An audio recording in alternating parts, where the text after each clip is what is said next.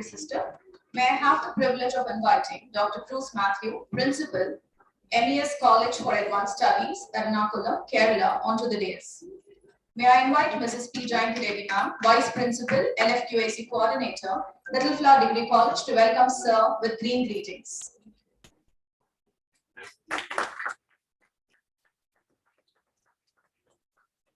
Thank you, ma'am. Light is the universal and fundamental symbol of spirituality and divinity.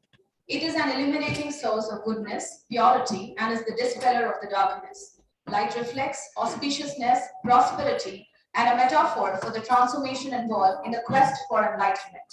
I invite the dignitaries to come forward and light the lamp, marking the inauguration.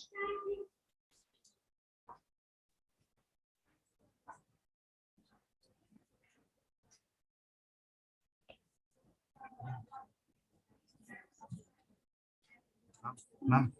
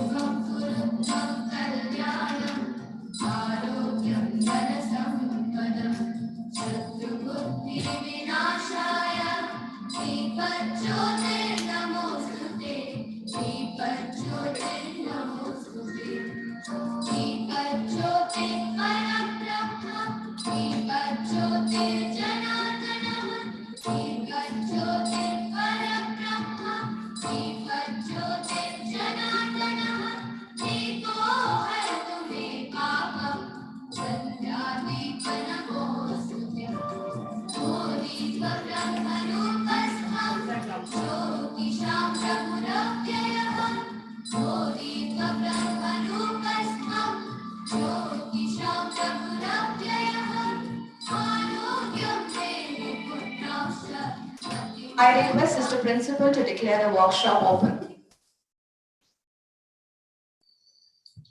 I declare the workshop open.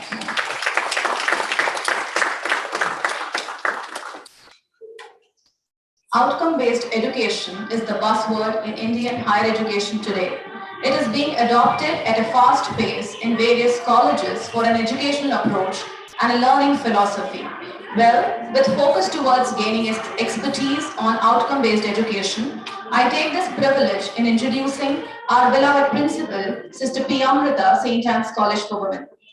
Dr. Sister P. Amrita is a PhD in mathematics from Osmania University, a proud alumnus of our college and recipient of numerous prestigious awards: Global Peace Award, Mahatma Gandhi Peace and Harmony Award, Global Education Leadership Award, Devang Mehta National Education Award, Lifetime Achievement Award by International Institute of Education and Management, New Delhi, Mother Teresa Award by Healthcare International, Best Teacher Award by Doctors Association in 2020, Best Principal Performance Award for Education Excellence by Intellectual People's Foundation 2021, an honorary degree of doctorate by University of South America, and Best Autonomous Degree College Award by Ambitious Career Counseling Hyderabad on 26th March 2022.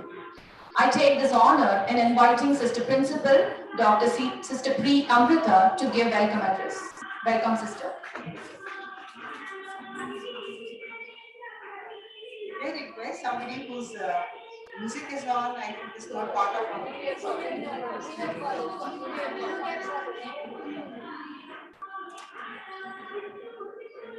You ask them.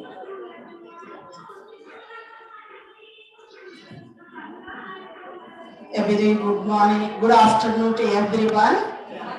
So all of you are gathered here after lunch, but we have to be active and energetic.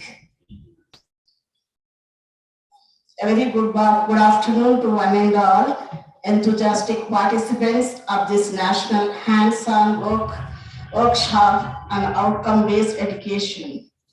We are eager to become students again, to expand our knowledge about OBE. It is an interesting opportunity where St. Anne's and Little Flower are coming together to multiply our learning.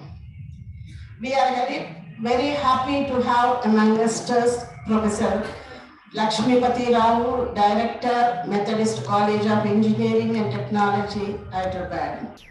A veteran of academics and administration from Osmania University. Welcome, sir.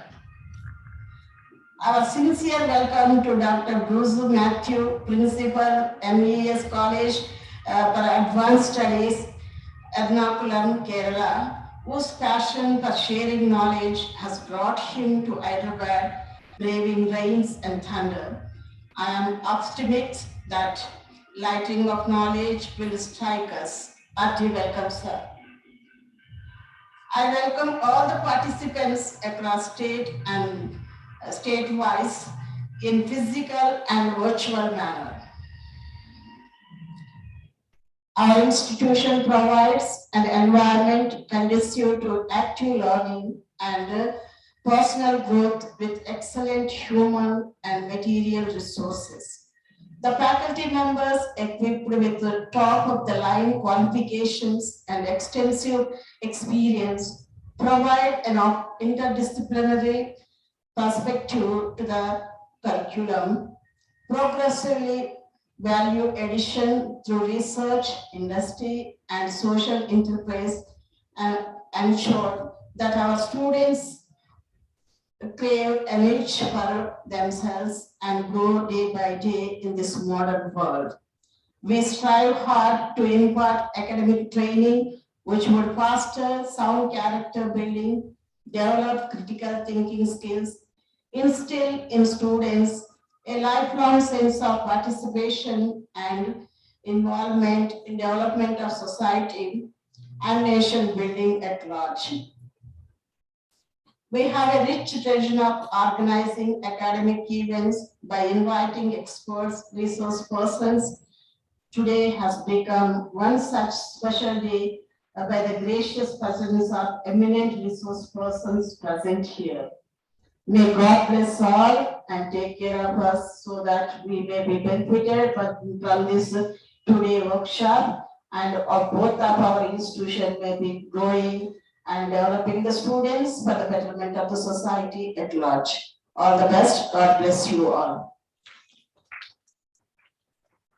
Thank you, sister, for your kind words and message. I take this privilege in introducing IQAC coordinator, Dr. Smita Asthana, IQAC coordinator, Dean Academics, Associate Professor, Department of Chemistry, is a passionate teacher, role model, and inspiration for many youngsters, definition for success, and epitome of perfectionism, and a strong pillar of St.Ann's, leading the institution in 3 cycles of NAC, magnificent grading. Over the years, has more than 35 years of teaching experience.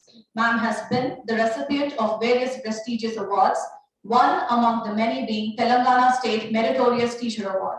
Her tremendous contribution towards the field of education in organizing conferences at national, international level, undertaking research projects, publishing books, research articles, etc. is ceaseless. May I invite Dr. Smita Asthana, IQAC coordinator, Dean Academics, St.Ann's College, to give us the preamble of the workshop. Welcome, ma'am. Thank you so much, Dr. Santoshi. We all try to do our best. Okay. So a very, very good afternoon to all the enthusiastic students eager to challenge their grade matter. This is going to be some serious workshop. There will be some serious learning. As we understood in last couple of years, that outcome-based education is where the emphasis is placed on clearly articulated idea of what students are expected to know, and they will be able to do, that is what skills and knowledge they need to have when they leave the college. The student learning outcomes constitute the various areas of their growth, and then based on that, curriculum is developed and revised, instruction materials are selected, teaching methods are adopted, and the evaluation is conducted. In today's dynamic scenario, no institution can survive in isolation and become complacent. The changing times are encouraging innovation with a push to work to win competitive advantage globally in era of disruptions, educative disruption. The complexity and ambiguity of the global evaluative system has posed a challenge to the colleges, rethinking the strategies, methods, and tactics to enable the futures to build success. NAC initiation provided us direction. Last NAC, first time we actually heard that what is outcome-based education. And since it was the early days, we did something, we tried to work out, understand, and came up with our own policies. But now we feel that there's a need to be more creative, adapt quickly, and gain the competitive advantage. To successfully compete in this era of disruption, we need to redesign strategies to achieve greater excellence. So we are set in our ways, and there will be some starting trouble. But we have to do what we have to in the best possible manner. The ball was set rolling around 4 months ago. We had n number of formal and informal meetings with partner colleges, and the best resource person zeroed in, responsibilities were shared, and thus this class of 22 were born. Multiple sessions of hands-on work is expected to give new clarity and understanding of COs, POs, and PSOs. So time to go, get set, start learning something new. Happy learning.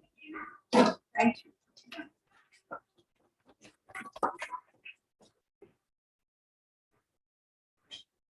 Thank you, ma'am, for emphasizing on the importance of workshop. I take this privilege of introducing Vice Principal, Little Flower Degree College.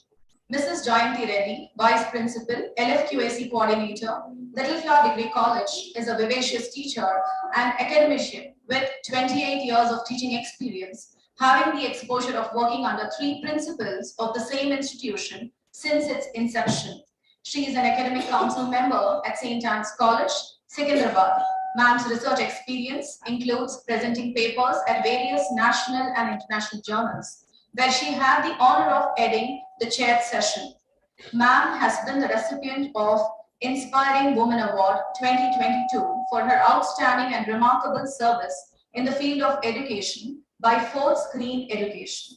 She was also appreciated and awarded by the management of Little Flower College in 2022 for her dedicated services during the years.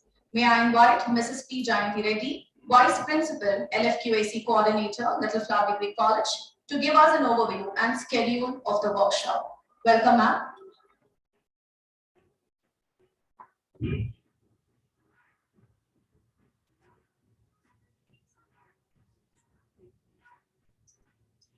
Thank you. A very good afternoon to the distinguished chief orders and teaching fraternity gathered here and online for the national workshop on outcome-based education.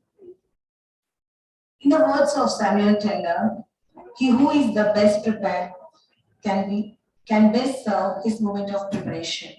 Preparation is necessary for organizing any event.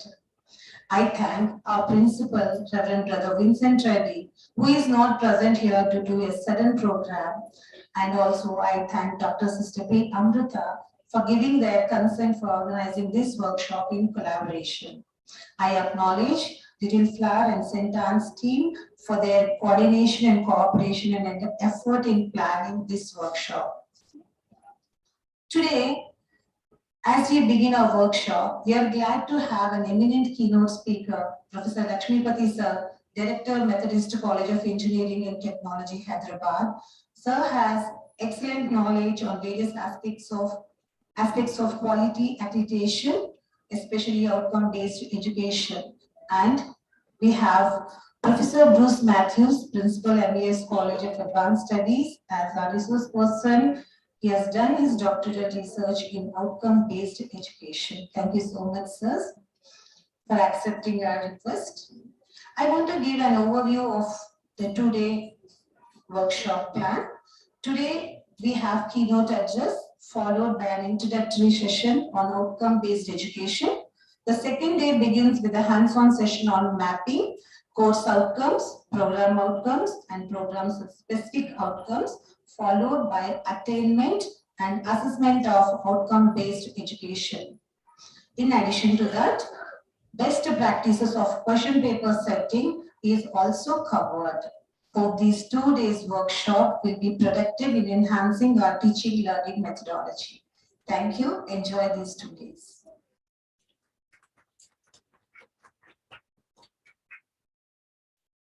Thank you, ma'am, for the report.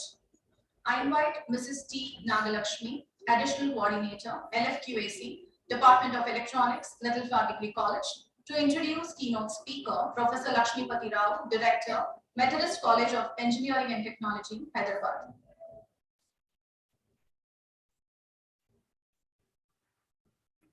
Thank you, ma'am. Good afternoon to the dignitaries and all my colleagues. It's my privilege and honor to introduce our keynote speaker, Professor Lakshmipati Rao, sir. Sir obtained his MSc and PhD degrees in physics from Osmania University, Hyderabad. He has more than 40 years of teaching experience at undergraduate and postgraduate level. During his service, he has held many academic and administrative positions, both at department as well as university level. He served as a professor, controller of examinations, then director academic audit cell, as well as director IQAC Usmania University. Sir has joined National Assessment Accreditation Cell, NAC Bangalore, as academic consultant in 2014. He has about 60 research publications in reputed international and national journals and conferences. We happily welcome you, sir. And now I invite Professor Lakshmipati, sir, to take over the session.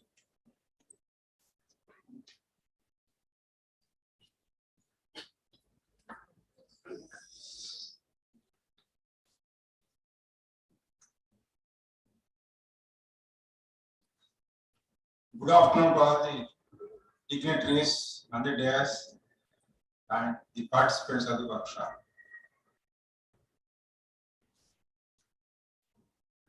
I would like to first compliment the organizers of this workshop, St.Ann College of Mehdipatnam, and also Little Flower Degree College, Upal, for organizing this workshop on a very, very important topic for all the faculty and students, that is outcome-based education.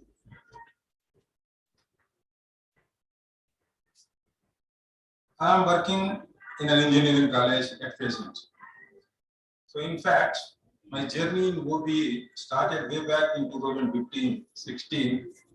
That is when we have decided to implement OBE, as this being prerequisite to go for accreditation by NBA, that is National Board of Accreditation, and I am in it for the past 6 years.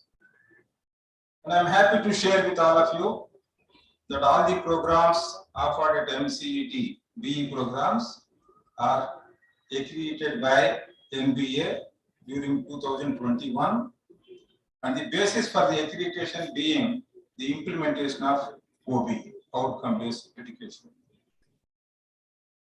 I am constantly upgrading my understanding of OBE process by sharing my experiences with the faculty of various colleges through seminars and workshops.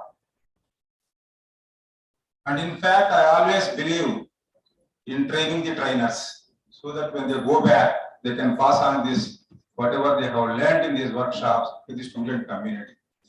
If we start educating students, only that batch will be educated, but whereas if we educate the trainers, almost those people can train many batches of students.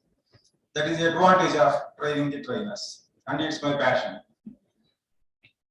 And I would like to thank the organizers for giving me this opportunity to share my experience in OBE with all the participants. And I would also compliment the organizers for selecting the most appropriate resource person for this workshop, a professor of education who has completed his PhD in outcome-based education. And in fact, the Department of Education is the author for OBE. We are all borrowing whatever they are saying about outcome-based education, and we are implementing in various colleges. Today, I would like to present the overview of OBE to the participants so that during the 2 days workshop, you can deliberate on the important aspects of OBE.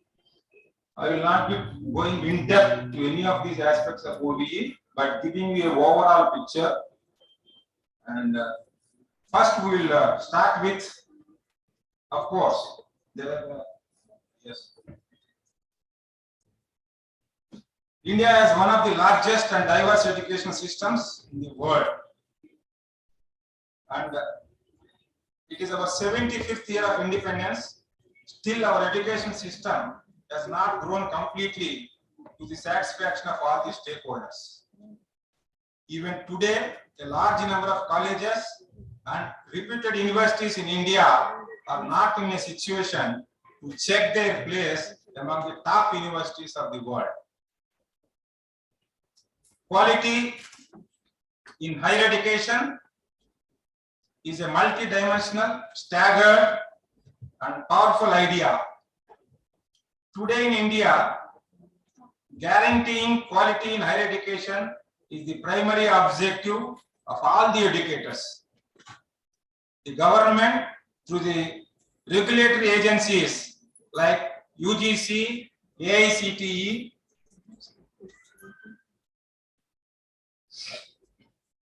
NCTE, BCI, etc., is constantly focusing on providing quality education. So these are all the agencies, regulatory agencies that deal with all sorts of colleges offering higher education in our country. And from time to time, they go on giving instructions what is to be done, what is not to be done, and also stipulate the quality parameters so that all colleges adopt these. Today, the problem faced by the graduates coming out of the higher educational institutions is not that of unemployment, but it is that of their employability.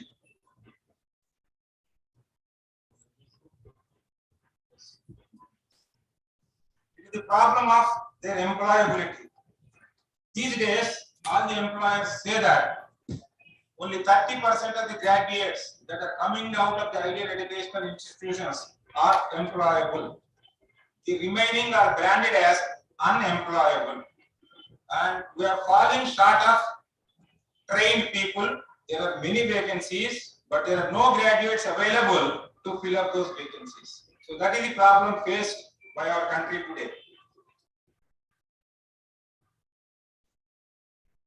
And in today's world, the technology is growing very rapidly.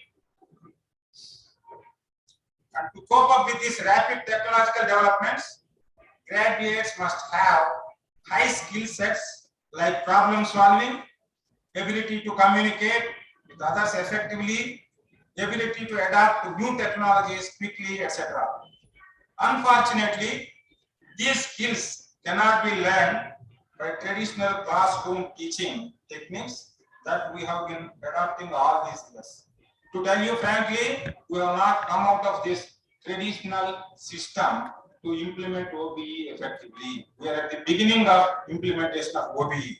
Hence, an effective education system must be designed to meet these requirements, to inculcate skills so that our graduates will be more employable, and at least we must get them to at least 50% to 60% from 30%. And outcome-based education is one such education system that is expected to provide answers to the main drawbacks of traditional education. Nobody can guarantee you that we will come out of all the drawbacks if you implement OBE, but only we expect that definitely we can achieve to a certain extent. OBE is implemented by many countries in the world, including India, in the recent years. Let us look at the history of OBE, where this word has generated and what is the genesis for the implementation of OBE in our country. In 1988, William G. Spady, when he was a faculty member at Harvard University, coined the term outcome-based education. William Spady, who is an academician, educational psychologist, sociologist, educational planner, is considered as the father of outcome-based education. So as I already pointed out, it is the education department which is the authority for outcome-based education. So this was given in the year, the concept of OBE is given in the year 1988. Then the Washington Accord was initiated in the year 1989 for the effective implementation of OBE. Let us see what is this Washington Accord, what is the importance of that. The Washington Accord is a constituent of the International Engineering Alliance called the IEA, focusing on engineering education and competencies. It is an agreement between the signatory nations for the mutual recognition and portability of the educational qualifications and professional competency of engineering graduates among the member nations of the accord. So that means if a candidate comes out of an institution which has implemented OBE effectively, then he can continue his profession anywhere in the countries which are part of this Washington Accord. And the Washington Accord model, the backbone of which is OBE, has become the international gold standard for mutual recognition of engineering education. This is how it is started in India. First, it was implemented for engineering education. And India has become an official member of Washington Accord. Though the Washington Accord was signed in 1989, from 13th June 2014, with a permanent signatory status to National Board of Accreditation, India has become a permanent member on 13th June 2014. So from then onwards, the importance for OBE in all the professional colleges has picked up. This was a significant step in enhancing the quality of India's higher education system to international standards. Now, there are about 20 members in the Washington Accord. 21 countries are part of this Washington Accord implementing OBE. Enjoying the privilege of a permanent signatory status, National Board of Accreditation has mandated all the graduate engineering programs of the country to adopt OBE model with prescribed program outcomes in line with graduate attributes set by Washington Accord. So in this regard, the NBA has unequivocally stated no MBA, no accreditation. So that's why I told you, I'm happy to inform that our college is accredited for all the programs by NBA because we are effectively implementing OBE. And in the general education system, now it has not picked up from 2014 onwards. As your IQAC coordinator rightly pointed out, NAP started insisting. Then only we felt the heat. And in the general education system, the National Assessment and Accreditation Council has initiated the process of OBE through certain metrics. And as the primary step in the course of implementation, it has recommended to prepare a framework of OBE curriculum for various programs like BA, BSc, and BCom. At present, NAC has issued new directives to the higher educational institutions to include special credits to those institutions who have started with the process of OBE implementation with separate weightage to the formulation of outcomes and design of assessment in the process of accreditation. And now today, the OBE forms an important component of assessment by NAC for all colleges, contributing to about 3 to 5% of the total weightage. And in fact, now in the new manual for affiliated colleges, non-autonomous colleges, they have the maximum weightage of 4.5%. That is 45 is the weightage given for that particular. It comes under criteria 2.6.1 is the metric which deals with this. For autonomous colleges and for universities, NAC has expanded its horizon.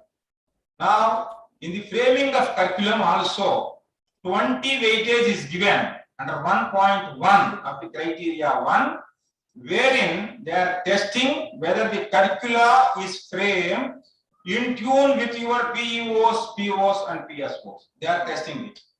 And in addition to that, for all the three criteria, that is universities, autonomous colleges, affiliated colleges, NAC is asking for some additional inputs. How far you are geared up to implement NBP 2020. Under this, there are 6 items that they are asking, for which you have to submit a write-up of 500 words. Under that, one component is OBE. How effectively you have started implementing OBE. So this way, in coming years, OBE is must. We have to implement effectively. So in view of this, all the higher education institutions offering conventional degree and PG programs and opting for accreditation by NAC are forced to implement OBE. So willingly we are not doing it. Let us search our hearts. Left to us, we don't want to implement OBE, let me tell you. But because we are forced, there is no other way. You have to implement it. However, in many of the higher educational institutions, implementation of OBE is at the very formative stage. Further, some of the higher educational institutions, without understanding the philosophy of OBE, started partial implementation for the sake of accreditation by NAC. I have visited so many colleges, I have interacted with the faculty, including Little Flower College during the pandemic time, and St.Ann's Education College and St.Ann's Malapur. I happened to interact with the faculty online. What I observed is people OBE, without understanding, they are starting the outcomes. What are COs, what are POs, how to map, how to calculate, how to find out attainments. That's all. There are various methods of doing it. There is no unique method of mapping. You will come to know through him during the course of study. There are 8 to 9 procedures followed now in India for the mapping. So it all depends on you, depending upon your environment, your requirement. You have to evolve a standard procedure for the entire college. At least thanks, every college is following a single procedure. So we are expected to do that. To that extent, we have to follow a single procedure for that. I don't want to go into those details, how to map and that. It is his job. He is doing it for the entire day tomorrow. So this is the brief history of implementation of OBE. So because we should know why you are asking for OBE, what is the importance of this OBE. So that's why I always tell on any platform, I am not interested how to map and what to do. But the question that you should ask is why I am doing it. That is very, very important. If you start asking this question to you, why I am doing all this, then you will understand OBE and you can do better justice. If you don't put that question, if the IQAC coordinator asks you, they give you some software, ask you to write the COs, POs, automatically it maps and puts the strength and you enter the marks and it calculates the attainments and you. No, that is not OBE. That is only for the sake of NAC, it is all right. But whatever you do, it must be useful to your student community. So that is the reason why I asked this question. Why I am doing this? Even in my college, as a director of the college, I always tell our faculty, you must ask this question, why I am doing it. Then you will understand the nuances of OBE. Otherwise, it is very difficult to understand. Because when 2015, when I started, it looks like Greek and Latin to me. All these outcomes, mapping, this, that. But once I am into it, I am swimming in this for the past 6 years. Now, confidently, I can say I have understood what is OBE and what is required of OBE, how it is useful to the faculty and also the college and the student community. So that is what you should look for during this workshop also. Then briefly, I will tell you what is OBE. Okay, OBE is an educational approach. If you just Google it, you will get thousands of definitions for OBE. Because everybody talks about OBE. It is so common. It seems in United States, there was a meeting, a nuclear power plant they wanted to construct. They called for an executive meeting, and there were two items in the agenda. One is the design of the nuclear power plant. The second one is where to construct, how to construct the cycle stand for the people who are coming. It seems the first item was okayed in 2 minutes, and the second item took almost 5 to 6 hours. Everybody knows something about cycle stand, and very few knows about the nuclear power plant. So it was approved. Whereas this they have deliberated for 4 or 5 hours. It was inconclusive, and they have deferred. So OBE also similarly, every one of us are familiar with OBE without knowing what OBE is. So that is the dangerous trend in OBE, and you must be very careful with this. And the approach ensures that student on completion of a course or program should be able to know or do what the course or the program has set as a goal or outcome. I hope by this time you know the difference between a course and a program. I don't want to go into those details. OBE is a model of education that rejects the traditional attention on what the program provides to the student. Earlier, what we are doing, we are going to give the syllabus to them, they have to read, and we conduct some examinations, evaluate, give the marks, give the degree, and send the student, without bothering any other thing. That is the traditional education system in which we are working. And instead, OBE focuses on making the student demonstrate what he or she is able to do on successful completion of the learning experience. This is very, very important and the basic purpose of OBE. So he will be able to demonstrate what he has learned, what he can do after getting this degree. If you go to an employer and ask him to provide you an employment, he will ask, the first question he will ask is, why should I employ you? So he must be able to answer. So these are the skills I have. So these are the additional requirements that I do possess. Marks, nobody bothers these days. Whether you get 70%, 80%, 90%. Forget about the marks. That is only the eligibility to appear for the interview. That's all. You will not be selected if you have 95% marks. Take it from me. So they will test certain skills so that the student will be able to perform what he is expected to. That is the philosophy of OBE. In this system, the entire process is viewed from the. In this system, the entire process is viewed.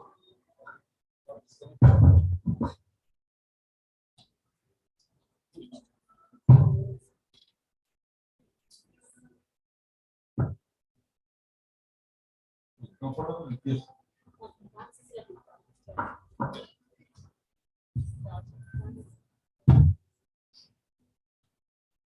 Technically, OBE integrates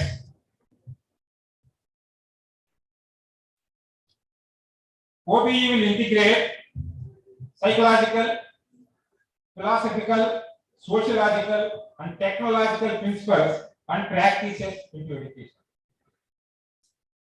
And it is structured in such a way that it keeps the students involved in productive activities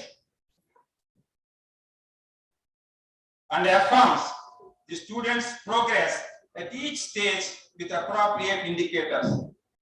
Now, earlier, what we have been doing, either at the end of the, you conduct, now of course, because yours is autonomous, you have your own procedures, you will be having some internal tests, 1 or 2 tests we conduct. So we examine him at the end of the first test, at the end of the second test, and exams exams. That's all. That is not the case in OBE. You must assess him continuously in all the classes. There are 2 types of assessment. I will discuss about that a bit later. And it also prepares the students with the appropriate knowledge, skills, attitudes to fit into any career or profession the program envisages.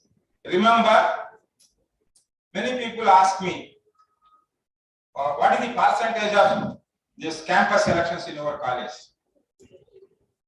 I don't like that question, but I have to answer to the society. But the question is, we are not training the students to get employment. So because in a classroom, if there are 60 in a class, all of them will not be interested in doing a job after completing that. There will be some students who would like to be an entrepreneur, or some who would like to take up the higher studies, want to join R&D institution. So can my approach be in the classroom to train for interviews of different companies? No, because you will be doing injustice to other cross section of students. So that's why you must have a holistic approach, not a narrow approach, and look at only for employment, because if the employment, more number of students are employed, I get better admissions. Of course, management may look from that point of view, but as a teacher, I have to cater to the needs of all cross sections of students sitting in my classroom. Then only I am doing justice. So in OBE, if you know the skills that are required, POs, all these things going to do in that. So we are not training only for jobs. For other things also, we are training them in the classroom. In outcome-based education system, priority is given to students' self-learning rather than learning from what teachers have taught in the classroom. And it promotes self-learning, OBE. It is always advantageous because sometimes he may not be able to understand what a teacher teaches in the classroom. So if you can inculcate that habit of self-learning, if you promote that, definitely it will be beneficial to him in the long run. In OBE, targets are set, which need to be acquired by the student by the end of each course and also by the end of the graduation. While the traditional education system focuses on what is taught, OBE places emphasis on what is learned. This is the major difference. Earlier we were concentrating on what is taught. Is the teacher completing 100% syllabus or not in the classroom? The other department will ask, the principal will monitor how many classes you have taken. But nobody is bothered what you have learned, what you have taught. Is it learned by the students or not? What is important? Completing the syllabus and teaching in the classroom or learning from the student's point of view? So learning is more important than teaching. So OBE gives emphasis on learning rather than teaching. This is the major transformation from the conventional educational system to OBE. These questions are asked under OBE. Oh, I think go back. Yes.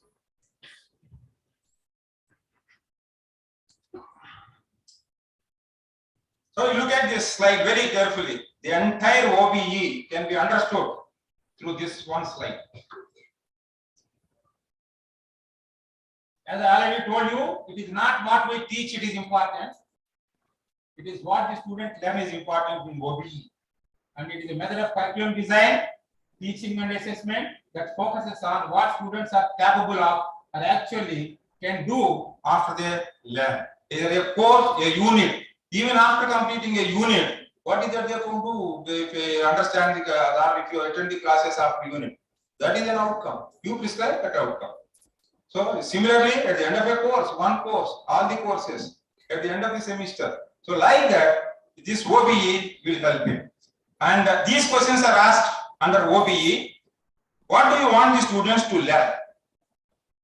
So you must spell out in OBE what is that you want them to learn.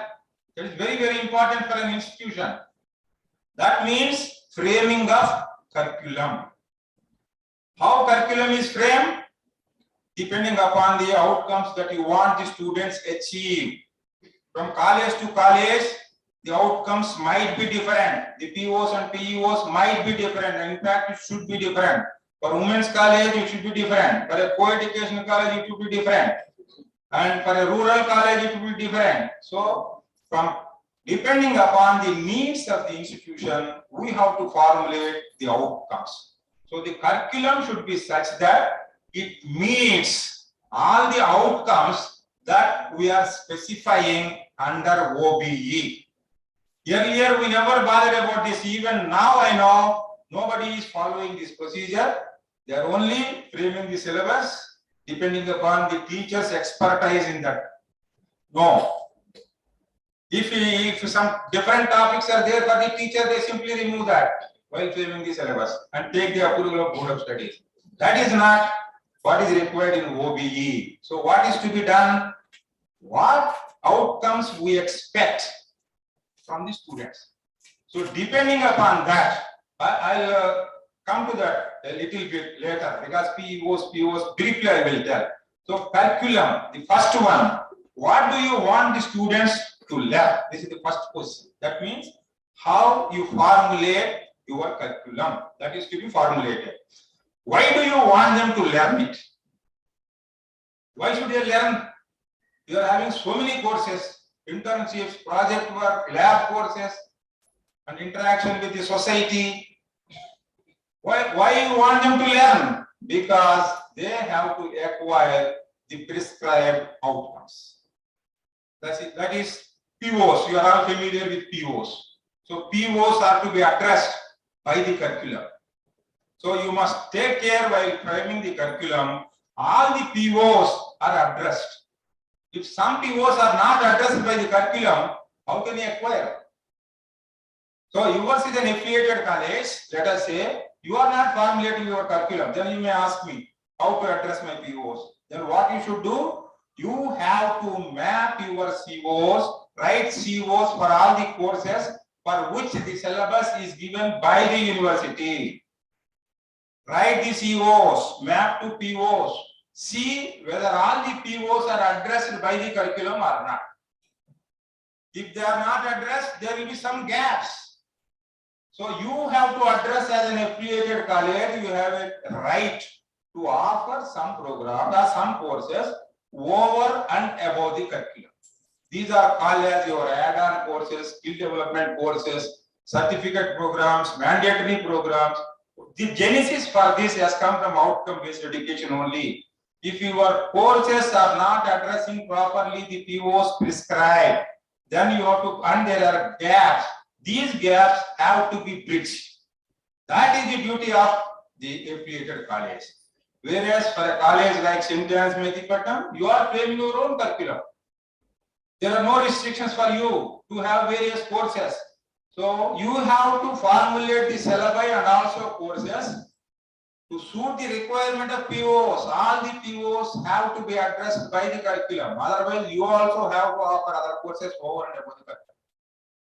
So that is the genesis for this. So why do you want them to learn? You must make them. So my sincere suggestion to all the colleges is, during the orientation program for first years, you must invite somebody and ask him to talk about outcome-based education, the principles of outcome-based education. So whatever the teachers tell afterwards, it will not be of that much use. So in the beginning, initial stages itself, you yourself can train them on outcome-based education. What you expect from the students by the time he takes his degree, how he can perform during the course of study, what are the steps, what steps you are taking. These things you spell out in the orientation program itself, so that students also must be familiar, because the math, they will ask during the interaction with the students what are POs and COs. So our students must be able to answer those questions. Otherwise, they will come to know that these are prepared only for the sake of those two metrics and getting those 45 or 30 weightages. So this is one, my suggestion to you would be to have a session on outcome-based education for the incoming students. Then the third question, how can you best help students to learn it? So, okay, you have formulated the curriculum, you have various components that go into this. How can you best help the students to learn it? Best thing to teach, okay, you can teach anyway, but how can you make them to learn in the classroom? That is important. That is the transformation under OBE. I am not interested in completing the syllabus. I am interested in making the students to learn whatever the curriculum is prescribed. That is my duty as a teacher. For that, what is that I should do? That is the pedagogy. So you have to plan how to go about, how to deal and how to complete the syllabus on one hand. We have to complete the syllabus, there is no other go. But how much the students are learning through my exercise in the classroom, that is very, very important. So that's why there is no single method of teaching. There are various methods of teaching under pedagogy. All of you know, chap and talk mostly we follow. But there are various other tools, ICT tools that are available, which tools are to be used so that the students will learn. So under OBE, the classes should be more interactive rather than monologue. That is very, very essential. The students, the teachers should understand. If you are lecturing for half an hour, engage them for 15 minutes in every class. Ask them questions, involve them in group discussions. That is how you can make them learn. That way, you also know whether they are able to learn what is being taught in the classroom. That is the indirect way. Involve the students in the process of teaching, learning. That is the philosophy of pedagogy. And how will you know what they have learned? This is the fourth question. So the answer for this is attainments of outcomes. You are calculating the attainments.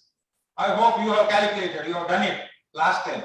And you are calculating the attainments of COs and also POs, right? Why you are doing this? So you wanted to test him, whether he acquired the knowledge, whether he learned everything or not. So unless you take up the first three, the fourth one will be recommended. Yes, do you agree with that or not? Unless we do our job perfectly in 1, 2, 3, there is no meaning in calculating the attainments when you are not following the philosophy of OBE.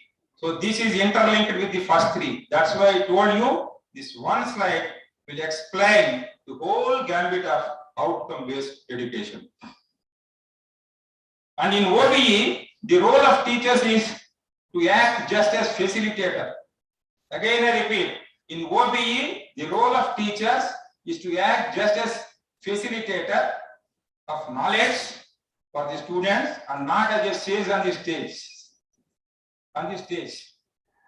As the traditional teacher-centered model. Earlier, no, I remember, I joined Usmania University Service in 1973 as assistant professor in Department of Physics.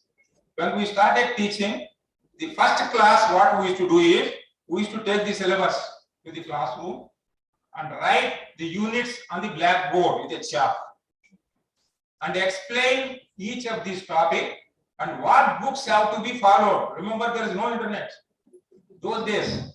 So then this concept of sage on the stage. So I am, whatever I say, they learn only from me, the teacher. Because there were no avenues. Is it true now? No. After 10 years, I have to change my approach. If I start writing on the blackboard, they will not agree. And they will say, sir, give me that paper, I'll get it xeroxed. Right? And now the situation is that stage also has gone. Because we are using IC, in the name of ICT, we are using LCD projection in the classroom. They will also take a photograph. Right? This is the trend that we have now. So that's why teacher's role has changed. You have to facilitate him in learning rather than completing the syllabus in the classroom. Now coming to the OBE, I don't know how much time I can take. I'll spend 5 minutes on important terms in OBE. What are the important terms? All of you are aware, but I'll say 1 or 2 sentences on each one of these. The first one is the program educational objectives. Program educational, I'm not calling them as outcomes. It is not an outcome, it is an objective. For example, a student want to take, you have PG program also in the St.Ann College. A student would like to know, he will ask, why should I join St.Ann College for some program, PG program? Then what answer you will have? So you speak through your PEOs. Through your PEOs, you tell what the student can do if he gets a degree from St.Ann College and how he can settle in life. That is actually a PEO. There could be 3 or 4 PEOs. So there will be avenues in the employment, higher studies, or you can become you can start a startup, or you can become an entrepreneur like that. You can join an R&D activity. So depending upon the program, you have to spell out all these PEOs. Are you finding out the attainment of PEOs? Any college? PEOs, attainment of PEOs. No. Even engineering colleges have stopped with the attainment of PEOs, but that is not correct. You have to find out the attainments of PEO also to see whether you are successful in defining your PEOs. So that means what to do, because this is after 3 to 4 years after completing a program from this college, what he is capable of, those are PEOs. So you have to monitor him after he leaves the college and see whether you are able to meet your objectives of this particular program or not. So you must start doing, because St.Ann I look at a different potential, a different pedestal. So you must start doing, become a leader for all undergraduate colleges. So if you want some additional information, I can give you afterwards. There is no problem on that. PEOs, right? PEOs, everybody has understood PEOs. I need not spend much time, except saying that PEOs are applicable to all programs. For example, undergraduate programs are there. For all undergraduate programs, conventional UG courses, almost PEOs look alike. Not much difference except minor variations. So PEOs, you can take them as common for all the programs. Then you may ask me, what is the difference between PO and PSO? PSO is, PO means, for example, you have BA, some combination. That is one program. BCom is one combination. BCom computers, etc. So these program outcomes are well defined. Even the Washington Accord also, graduate attributes. There is a subtle difference between POs and graduate attributes. People exchange these words and use the same words for both. A slight difference. What a student is expected of and what a student is capable of is PO. GA is what is expected of a student, but what is capable is PO, what is expected is graduate attributes. This is the subtle difference between PO and GA, that is graduate attributes, that you should remember. Then coming to the PSOs. As I told you, PSOs are extension of POs. You have, let us say, 10 POs. You have additional 3 to 4 PSOs. At the same pedestal, we treat POs and PSOs. As I told you, POs are common for all the programs, undergraduate programs. PSOs are specific to a particular program. So for those 10, add 2 or 3 more, which are specific to your program. If you are taking math, physics, statistics, for that PSOs would be different. And BCom, different PSOs. So that is nothing but the POs are the broader statements, and these are the narrower statements because they are pertaining to a particular program. So that is the difference between PO and PSO. All the things have to be defined. Then course outcomes. Course outcomes, you are all familiar. But the way I have been seeing, now as I told you, I have some interest in gathering information. I have some passion. I look to various websites of some of the standard colleges, and invariably, thanks to NAB, they have to post it in the website, and I can access.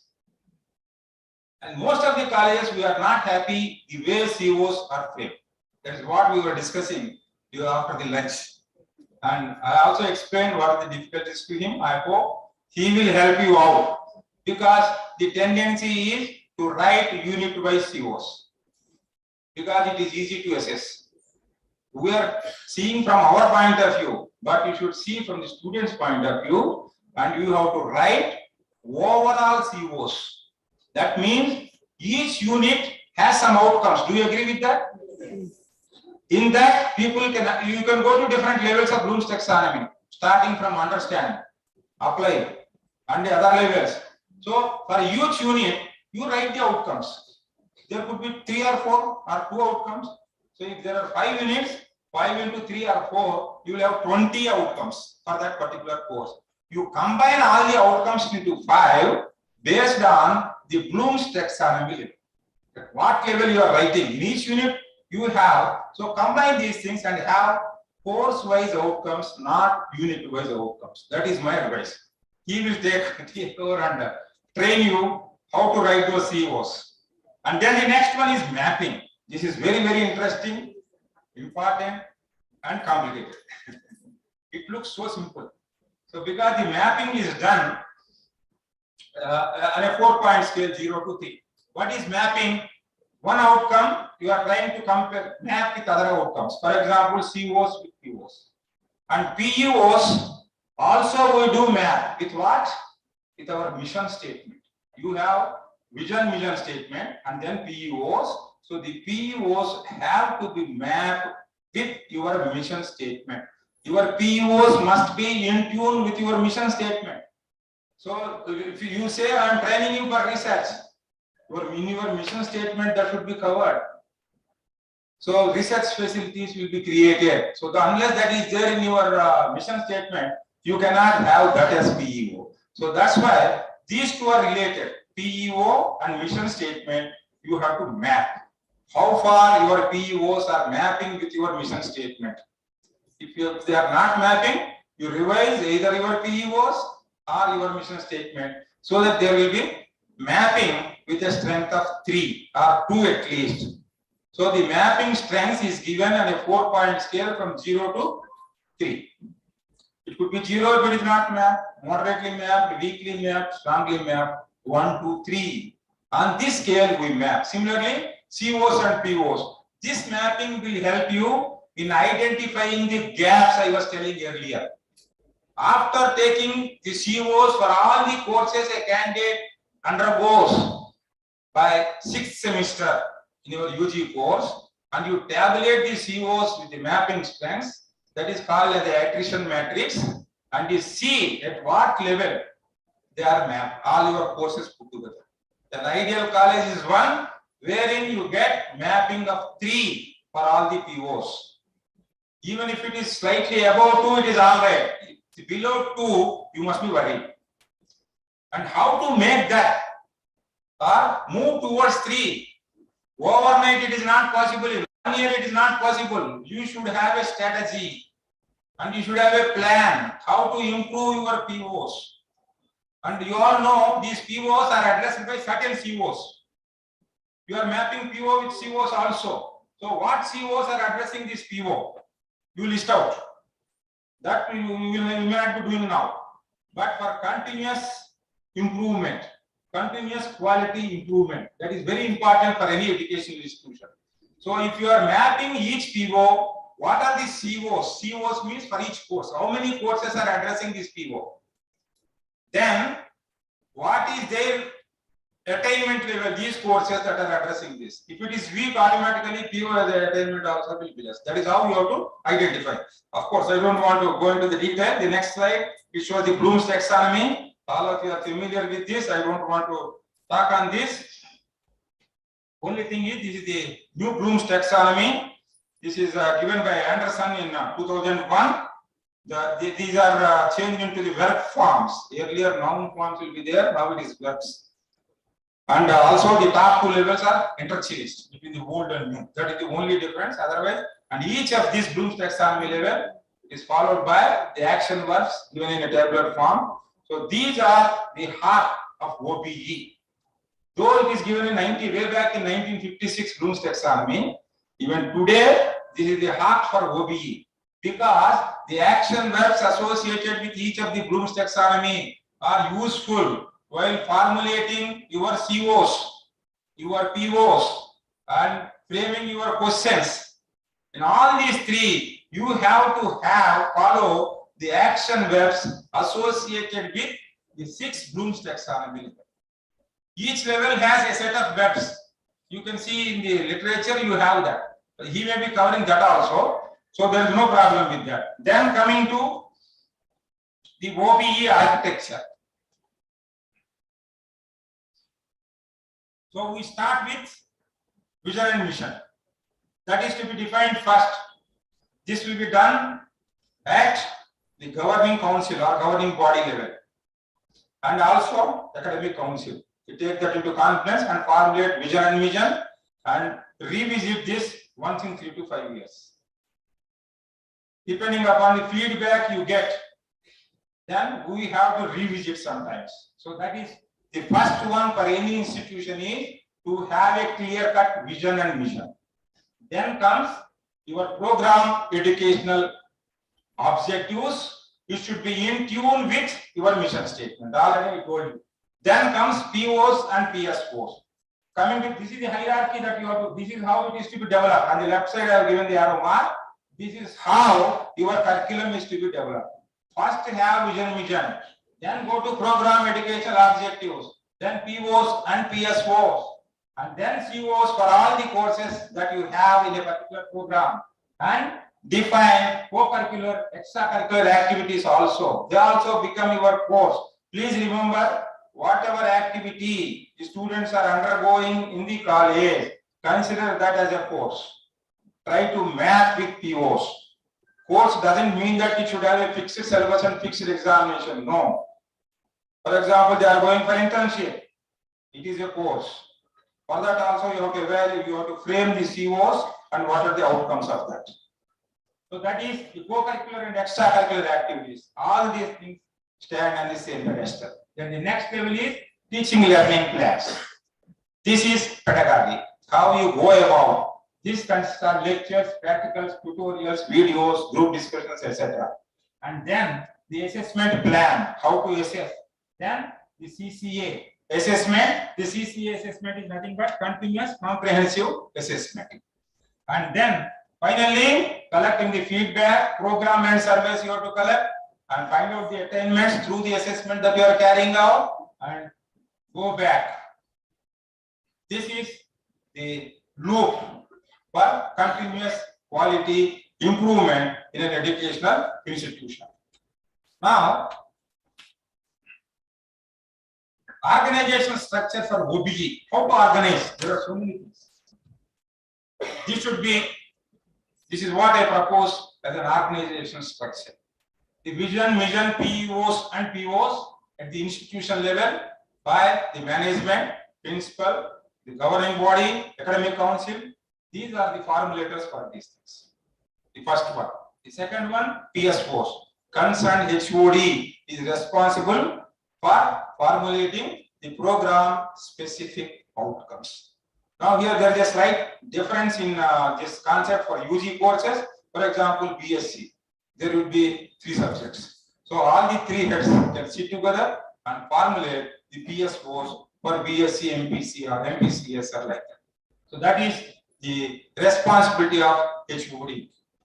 And COs, faculty in charge of the course. This is the process that is to be followed. Then the process of OBE, you have to have coordinators for everything at each level. You have to monitor and do that. That is a routine process. I don't want to talk on that. And the process of OBE, it consists of 4 phases. Already I have explained this. The first phase is identification of the outcomes. The second phase is designing the curriculum. We have dealt at length how to design this, and teaching learning activities, that is pedagogy, and design of assessment strategies. These are the 4 phases of this outcome-based education, and some of the key points to be noted in assessment. Madam, can I conclude? Can I take another 5 minutes? So assessment, there are 2 types of assessment. Why are you assessing students? Is it to fail them or is it to pass them? Then what for assessment? What they have learned. So if they have not learned, is there any scope for refinement? It should be. It should be. But we are not providing now in the rigid system. We conduct first internal, second internal, take the average of that, add that to the end semester examination. That's all. If he passes, he passes. Otherwise, he fails. In today's newspaper, there is an advertisement. There is a news item. JNTU is introducing. Yes, internals also improvement. If they fail, yes. Why a student should go out with a fail certificate? No, he wants to learn, and you can reassess him. And there is ample scope for that in autonomous colleges. So this is called as, this concept is new. This is one of the very, very important examination reforms. Any agency that visits a college, it will be impressed. That is examination on demand. Okay, I was sick. I got very less marks. Shall I leave with him with those marks? Is it not necessary to give him a scope to improve, learn more and then write again? Our aim is to see that the students learn, that's all. And the examinations are either not to pass or not to fail, to tell where they stand. So there are two ways, two types of examinations. Formative. In the formative assessment, it refers to tools that identify misconceptions, struggles, and learning gaps along the way and access how to close these gaps. Formative assessments. Formative assessment are not the conventional first internal, second internal, or second semester examination. Some people say formative means internal and summative means end semester. That is also not correct. It is continuous assessment and it is different from evaluation. Evaluation is you are evaluating whether he has understood or not. Assessment, how far he has understood that you are assessing and you are trying to help him how to learn in a better way. That is called the formative assessment. Summative assessment is different. So for the paucity of time, I don't want to go into this detail.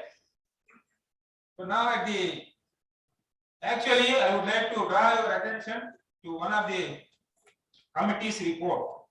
An expert committee is constituted by UGC on examination reforms. In 2019, they submitted the report. It is available on the UGC website. You can go through that. Wherein the POs, now how you are finding out the attainment of POs?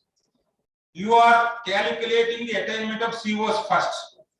And what is the mapping strength you are calculating with POs? Based on these two, you are trying to find out the attainment of POs. Now, what they suggest is this area, nobody has understood well the examinations or the assessment techniques that are to be used in OBE. You have to come out of this gambit of fixed examinations. After 8 weeks, first internal, after 12 weeks or 13 weeks, second internal, and then in that semester, another examination. We have to come out of that. The teachers also should have freedom in assessing the students.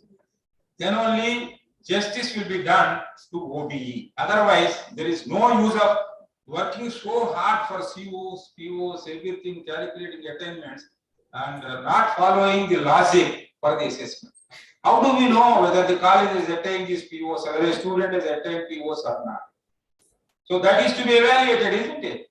So ultimately, evaluation plays a very, very important role. I am happy that he is taking up one session on question paper setting. One session is there. I hope you will be benefited with that. And here, the main emphasis, the main aspect of this examination reforms committee report is each PO is subdivided into competencies. One PO is there. What are the competencies the student should have in order to have this PO? So each PO is subdivided into 4 or 5 competencies. And each competency you have to measure him whether he has acquired that competency or not. Then they have identified performance indicators.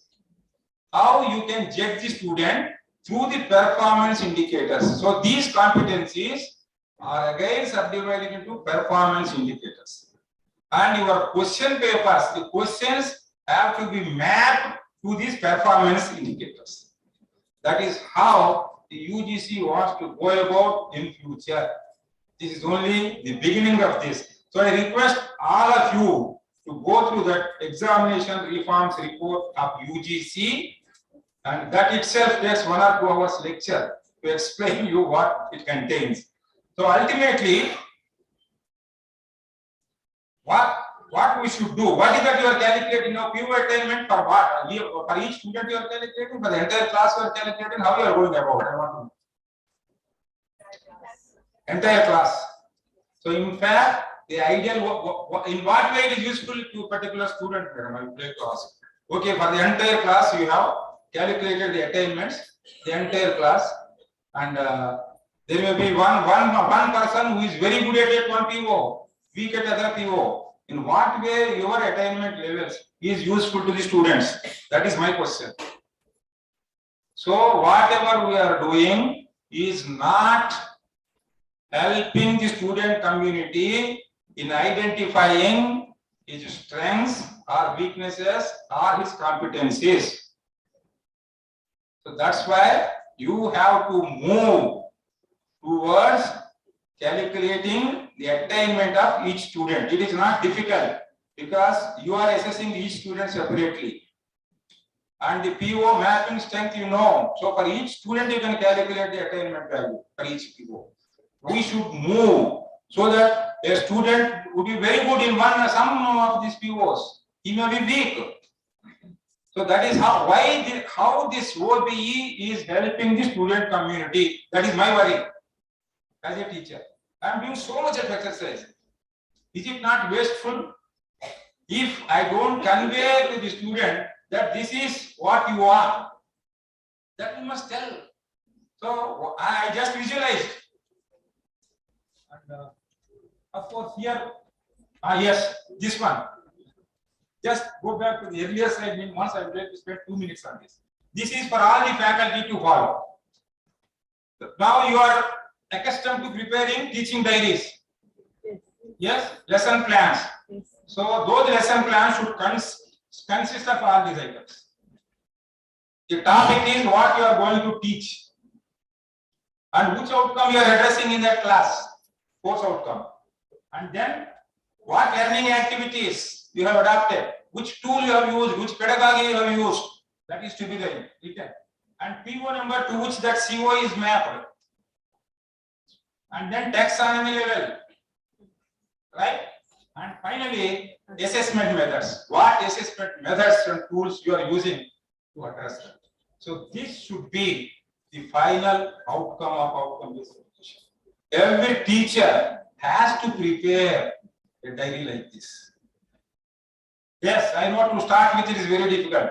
Now, even when I started in 2015, I couldn't understand what these outcomes are. But now I understood. Same is true with you. To start with, you feel it very difficult, time consuming, but once you understand the philosophy, then it becomes easy for you, and so that you can tell if any agencies comes, this is what I'm doing in the college. This is my teaching diary, it speaks, because invariably in NAC they will ask you, what are the ICT tools you are using? You write something whether you have used it or not. And as a proof, if you upload this, that will speak about the quality of the college. So this is what is required. I hope St.Ann's College, Medipatnam will make a beginning following this particular methodology that is suggested. And then finally, yes, next slide. That is the final slide. This is what I want ultimately after completing the program. This is, of course, you give marks card because others will not agree this. Marks will be there, but for competencies, you can give an additional certificate. When can it be possible? If each student PO attainment is calculated, which is not at all impossible, it is very, very possible. Because you have all the data with you for each student. And only thing is for them, what is the attainment of that course and what is the mapping strength is same for all the students. And multiply these two, divide by 3, you will get the PO attainment for that particular student. Now what we are doing is calculating and taking the average of that. Don't take average, have another column, find out the PO attainment, and then generate a report like this. So how far a student has attained the POs when he is taking degree from St.Ann's College of Medicine. This should be reflection of the quality of the institution. And the last column, I left it blank. That is, you have a target. You fix a target, isn't it? PO target. Do you have a target for POs? How do you fix target for PO? So forgotten. PO target. Because for any PO, you should have a target. The target cannot be 3. The target depends on how far your courses are addressing each PO. So that means in the attrition matrix, you write for each CO, what is the mapping? Like that for all courses you write, take the average of that. That will give you the PO. That That is the target. So that means you are able to address through your curricular or non-curricular activities. Let us say, one example I will tell you, the critical thinking and problem solving. So through your approach, through your curriculum, I am getting the PO target as 2.5 or 2, let us say. Can you expect the student gain more than that? Your target itself is 2. Then automatically attainment will be less than that. So your aim should be, you should have a target level anywhere between 2 to 3. Then out of that, maybe 80% or 90% the student will acquire. So from a teacher, you are passing on only 80 to 90%. So like that. So this is the ultimate of this particular OBE. We want this. Of course, there are some limitations in OBE. I would like to tell you what are these limitations. First and foremost is the aspect of interpretation. There is no standard method of doing things here. One way it's lucky, one way it's not lucky. Whatever you do, it is allowed. But the only thing is, you have to be able to substantiate why I am doing it. Give the reasons, substantiate it. That is the main problem with OBE. And in courses like ours, there will be some problems encountered for this, because they are more open than the courses in engineering, science, and commerce. So that is another difficulty. And there's definitely these teachers have to develop aptitude, as I told you. At this age, I am learning and teaching you. Why can't you? I am 72 years old, I am going on record.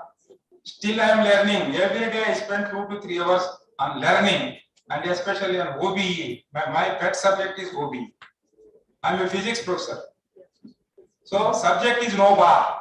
If you have the aptitude, you can learn. And this is the age where you can learn. So please concentrate on that. Last slide. Yes. The illiterate of the 21st century will not be those who cannot read and write, but those who cannot learn, unlearn, and relearn. So now we are all learned, we say. But how well we are learned, it depends on how well you are learned and learn. That is, always I tell, a faculty should be a lifelong student. Then only you can do justice to the profession. And it is a noble profession, please remember. Our wards are also studying in some other colleges. Please remember the fate of those students whenever you start teaching in a class. Keep them in mind and do justice to your profession. So whatever you have learned in the traditional education system, please unlearn and relearn OBE through the workshops and seminars that the colleges are organizing. Thank you very much for your patient hearing.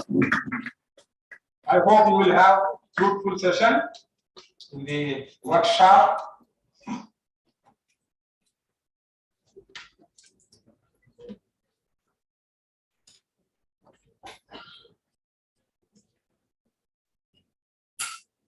Thank you very much, sir, for that exuberant talk in emphasizing on training the students towards outcome-based education.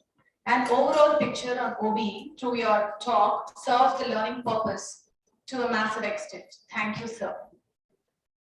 May I have the privilege of inviting Sister Principal, Dr. Sister P. Amrita, St. Anne's College for Women, Mrs. P. Jayanti Reddy Ma'am, Vice Principal, Little Flag Degree College, to felicitate our keynote speaker, Professor Lakshmipati Rao, Director, Methodist College of Engineering and Technology, Hyderabad.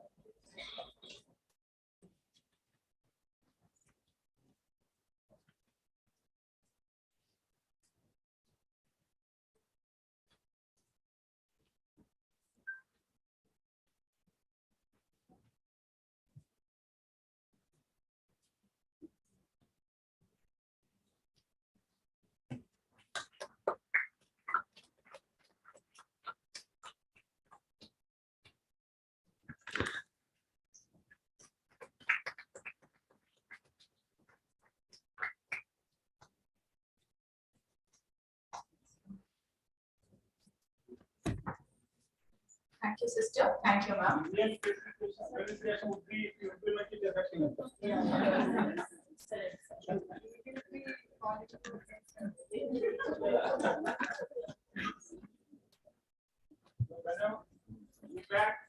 for this lecture.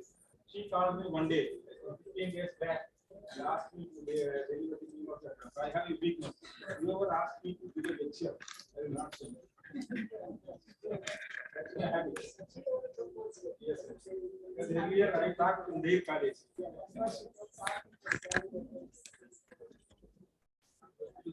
I'm happy.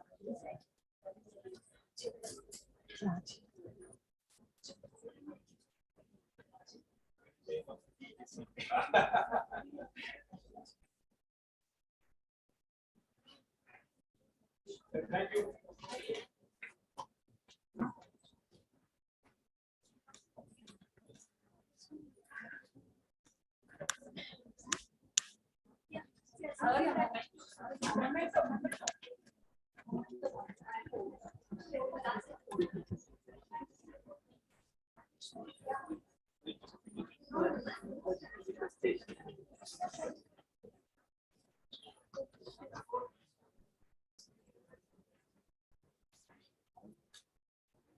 Moving on, may I invite Mrs. Rajeshwari, Assistant Professor, Department of Computer Science, St.Anne's College, to introduce our resource person, Dr. Bruce Matthew, Principal, MES College for Advanced Studies, Ernakulam, Kerala, for the technical session on outcome-based education, a transformational perspective.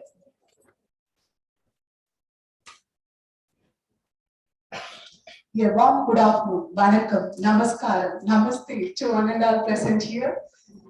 It's my indeed pleasure to introduce our speaker of the day, Dr. Bruce Matthew, currently working as a principal at MES College for Advanced Studies, Edattala.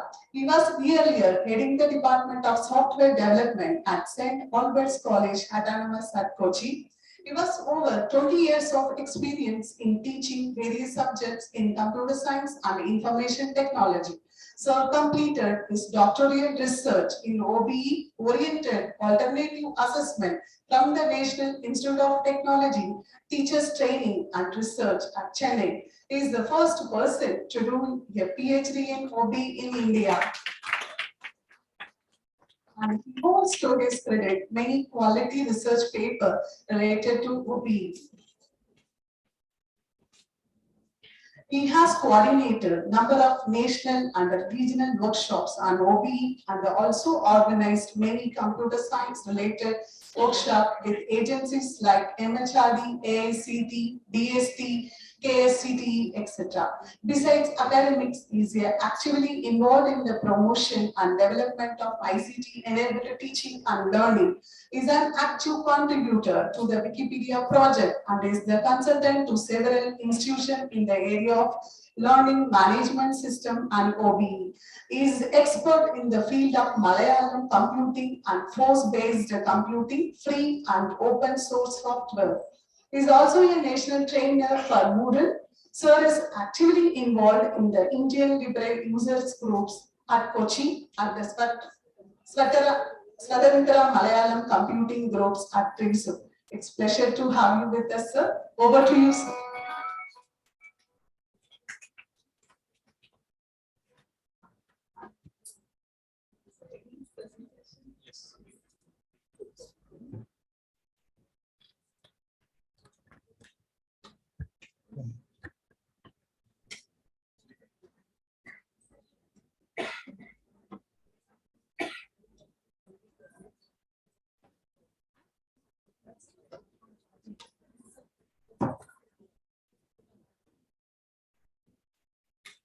Thank you very much, St.Ann's institution and the Little Flower College for inviting me to have this small but fruitful session on outcome-based education. In fact, my job for today has been made easy by Professor Lakshmipati Rao sir. I was also thinking about giving you some idea about OBE, the basic terminologies, standards.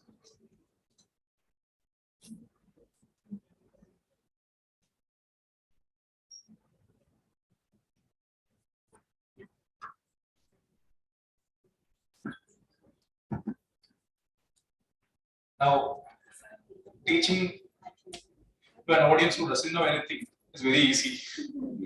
But then teaching all of you who knows a bit of things is going to be a tedious task. And as an academician, I would like to say that I disagree on certain things what Professor was telling, because the current concept of OB is entirely different.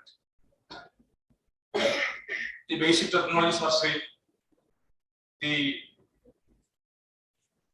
outcome for the process is almost same. But NAC has devised certain standard procedures and rules on how we calculate, how we set the outcomes,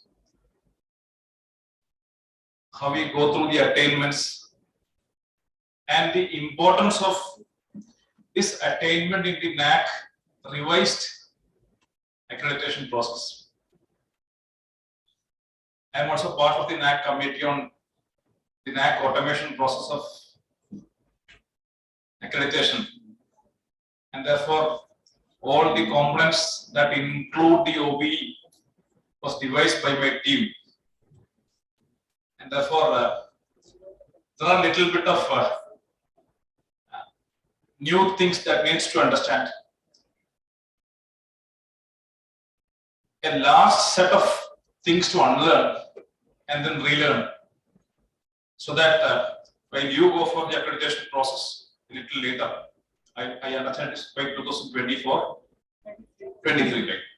By 23, you finish all these processes. So my plan for today and tomorrow is not basically on a presentation mode of approach, but more like an academic workshop where my job is going to be very little and your job is going to be little tedious. So I would request all of you to come afresh tomorrow with your curriculum, with some of sample results that you have, so that we are going to have more calculations tomorrow. I know that speaking about calculations sounds like Greek and Latin for all of you, except for the mathematics department. But this is the need of the hour.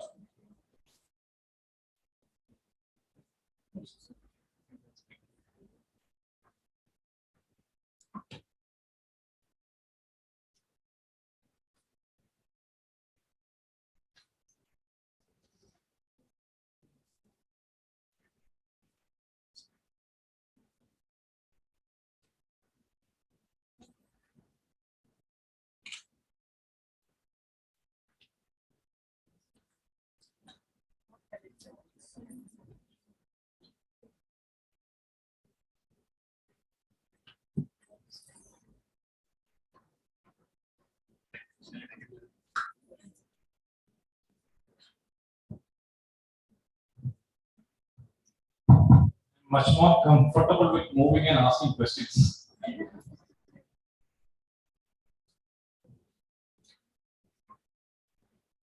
Ultimately, after this today's workshop and today's workshop, some outcome has to be met.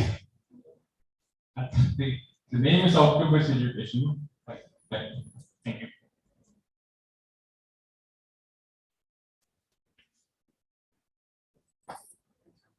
Right. So for this evening, it's almost just like watching a movie, because majority of the things have been completed by everybody's browser. Now, any education system, be it a small system or a large system, can be judged by at least three basic components. It's about the inputs coming into the system, what happens within the system, and the outputs that comes out from the system. These three components are very important for a quality education system. Suppose you are baking a cake. Assume that all of you are baking a cake. All these three parameters are very much important. The kind of inputs that we use for baking a cake, the procedure that is used to bake the cake, and finally the cake itself is a very important factor. I'm going to speak about something called the T-shaped employee. Professor was mentioning about multi-talented skills, and I'm going to use the word T-shaped employee. I hope the management teachers and commerce teachers sitting in front of me would be very much aware about this T-shaped employee. This T-shaped employee is nothing but a multi-talented, multifaceted employee, having hard skills and soft skills. What is his hard skill? What is his soft skill? That's why I told you I'll ask some certain small questions just to brush your memory, what you have learned in your UG and PG classes. What is his hard skill? What is his soft skill? Of course, all of you are fairly familiar with the soft skills, because those are the skills that we provide to students as add-on programs, as certificate programs, as enrichment programs, etc., etc. But what are these hard skills? Any answers from your side? It's the domain knowledge. It is a skill that you have. It is the knowledge of computer science for the computer science teachers or students. It is a knowledge of commerce for commerce students. It is a knowledge of writing, reading, listening, and analyzing for a language student. And gone are the days where we focus merely on a single kind of skill. Now we have a multi-talented skill, multifaceted skill that is required for the modern industry. And the top vertical side of this T-shaped logo stands for this communication and soft skills. Not the vertical, the horizontal scale. Whereas the vertical line stands for the hard skills. So there is a huge demand for a T-shaped workers. Not a single kind of job that is being done by an employee. Organizations want people who require, who has, or who acquires multiple kind of skills. So that is about T-shaped employee. We also call this cross-functional knowledge. And the industries of this 21st century mainly focuses on T-shaped employees. I happen to be part of the interview panel of Infosys, and we always look for these kind of employees who has basic skills on computing, basic skills on communication, and a very large skill on adaptation with any kind of team. Now, as Professor was mentioning, a very new pedagogy, a very sophisticated but simple pedagogical approach called as outcome-based education. Something that is based on outcomes. To be very simple, I'm going to make it very simple. It's based on outcomes. And outcomes are something different from objectives what we had earlier. To my understanding and knowledge, objectives are generally set by teachers, whereas our outcomes are set by all stakeholders of education.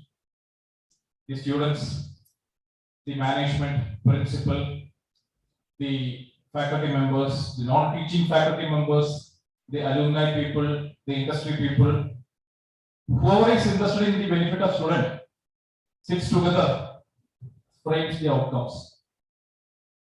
And that is why the entire set of outcomes Professor was mentioning about, or maybe everybody is aware about different sets of outcomes, kinds of outcomes. The much bigger program outcomes, the little lesser program specific outcomes, the minutest unit outcomes, which is not actually mentioned. We have something called as unit outcomes that are much lesser than the course outcomes. So the entire outcome-based education system revolves around all these four outcomes. And if a unit has multiple modules, we have module outcome as well. But generally, for evaluating, for calculating, for assessing the students, we use the other three outcomes, that is the program outcomes, program specific outcomes, and the course outcomes.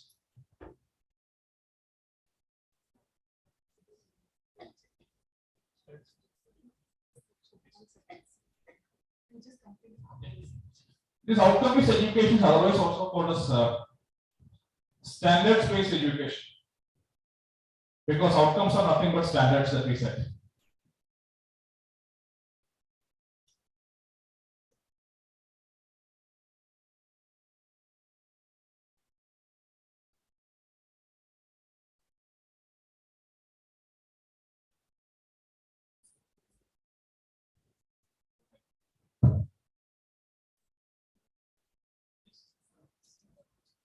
Just a minute.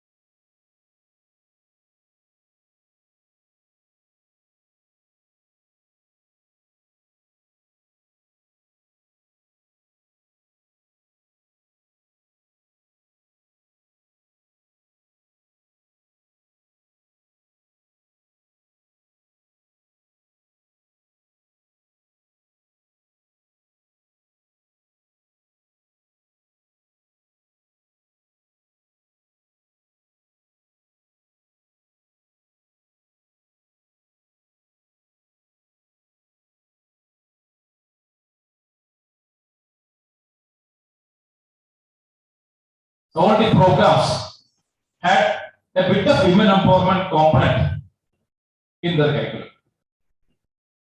That was very much interesting because I was going through the entire set of universities in India, but I could find only one institution which had a very specific kind of vision. I do not know what is the vision of St.Ann's College and Little Flower College, but I'm sure it could be something vague. I'm sure.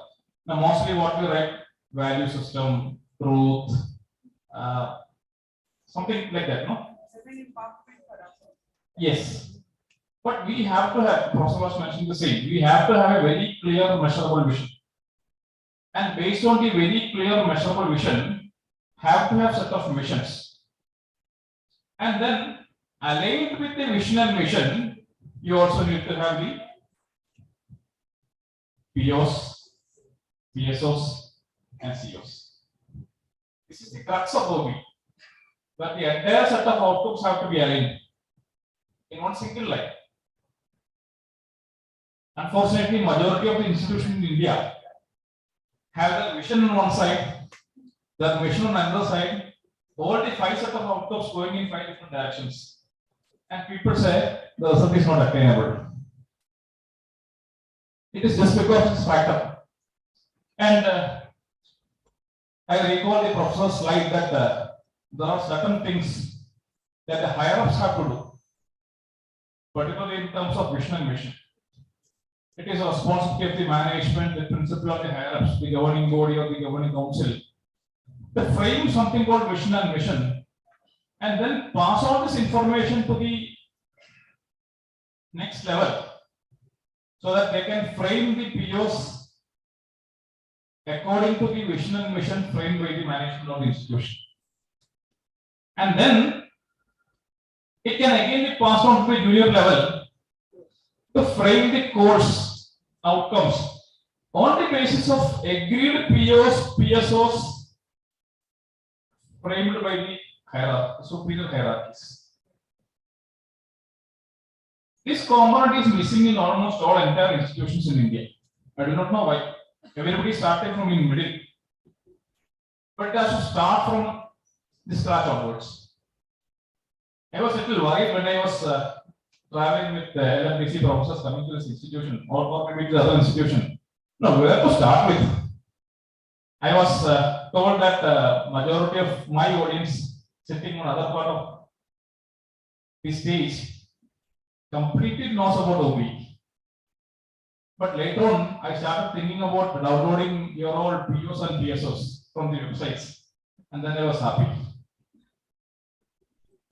Because you have done well in PO, PSOs and all. The structures are entirely the old structures, which MAT doesn't count these days, which means I have work. That's what I'm going to do tomorrow and tomorrow the entire sessions. And I will take some time also. Not me alone, you are also going to travel with me. So, as I have pointed in the last slide,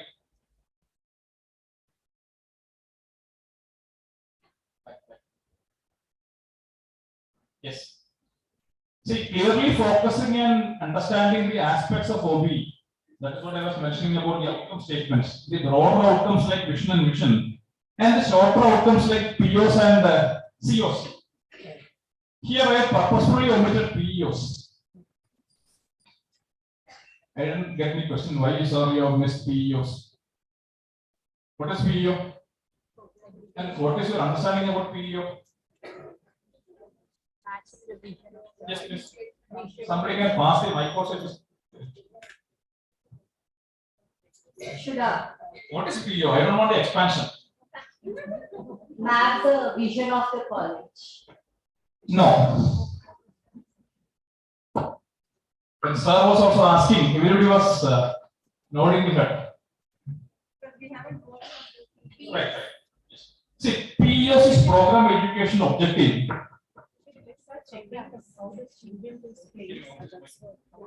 How the student is placed in an institution and what he is performing in the institution, which could be calculated only after 3 years of his passing. Understood?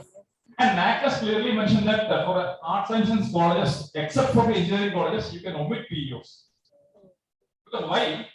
Most undergraduate students doesn't go for employment, they go for higher studies. That's why I have omitted POs here. You understand?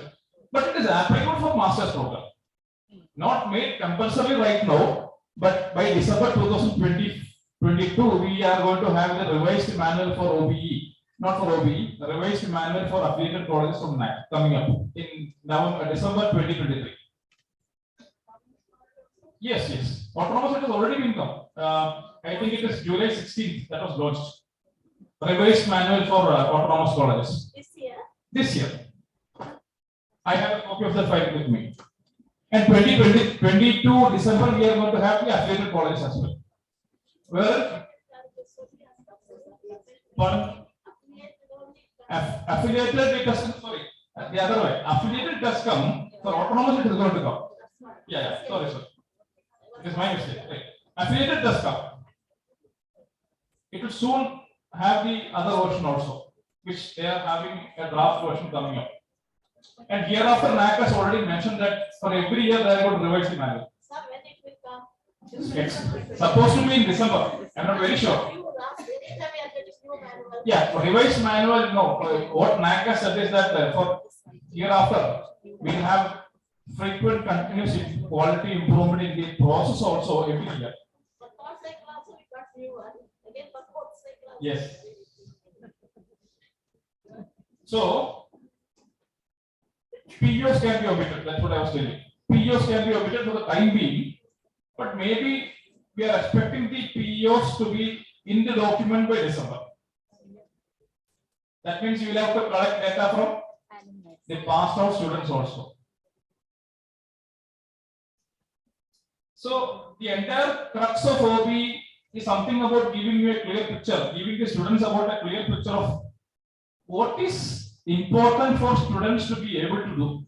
Nothing else. They are not speaking about teaching. They are not speaking about teachers. They are not speaking about vacations. They are not speaking about anything else. They are only speaking about what students can be able to do has to be met. If I say that in my physics lab, just an example, in my physics lab, I will train the students to develop a nanomaterial. I do not know whether that subject is related to physics. Yes. A nanomaterial. And you are not even developing the student to build a simple small material.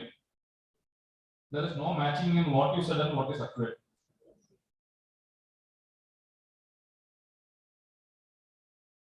When people started writing about OBs, this is one important point I am going to mention, which we will discuss tomorrow later.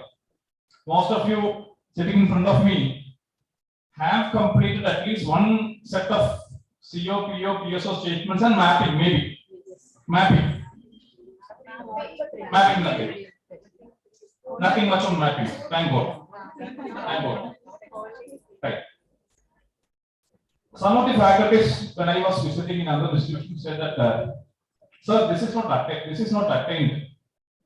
Why it is not attained? My value is 3. My mapping value is 3 or maybe 2.9. I come from an IIT background, where IIT doesn't have 2.5 and above. How then you can have 2.7, 2.8 and 2.9? Highly optimistic. And who is going to teach? You are going to teach. How is your teaching? It is the old chalk and talk method or the simple lecturing method. Nothing other than that. And you are saying that you want the students to get a value of 2.9 out of 3. This is practically a big mistake almost all the colleges in India do. And that is why Professor was also mentioning that not even a single college has completed the entire OB framework. People started devising high optimistic outcomes with 60% or 70% marks. I'm not speaking about St.Ann. I'm not speaking about Digital College. I'm speaking about my college. With 60% or 70% marks for entry and making the students to acquire 3 marks out of the total 3. It's a bit difficult task. And what magic are you doing here? Nothing. So to start it, I always encourage the autonomous institutions to start with a value of 2, but if it is an affiliated college, I will always require you to start with 1.5 instead of 3, which is attainable. That is what max is. What you say should be accurate. The difficult part is that tomorrow we are going to see result analysis and attainment values, wherein the entire set of CO statements, PO statements, and PSO statements are going to be mathematically converted. You are going to convert it to the value of 2, 3, 1, 1.95, 1.5, etc., etc. And then you are trying to see whether what you are saying is what you are achieving. So the process of organizing the curriculum has to have an alignment with instruction. The difficulty that we face, majority of the institutions face, is that curriculum is set by somebody else who doesn't know what is instruction, who doesn't bother about assessment. Assessment is done by the board of examiners. Nobody from board of examiners are part of board of studies. The board of studies devises a curriculum. I'm telling about general cases, there might be exceptions. The board of studies prepares a curriculum, as professor was mentioning, my paper, don't touch it. You can touch any other papers because that is not my paper. Because I was also part of board of studies. And the instruction who is doing, no board of examiners are doing, no board of studies members are doing, it is a third party doing instruction. How? I do not know. They have come from a legacy method of teaching from years and years and years. They learn from their teachers who doesn't know what is OB. So there is something what is unmarried in the process of curriculum devising. A very different process. Alien process of assessment. Does it go hand in hand? And then finally you are blaming about students. They are not getting these marks. They are not achieving anything. Why? It is you and me who has taught them. And we were not part of the curriculum design, we were not part of assessment. That is why most teachers, I have also heard of this term, ask the fresh teachers to go and sit for evaluations and all, to understand the parts of how students prepare and present for examinations.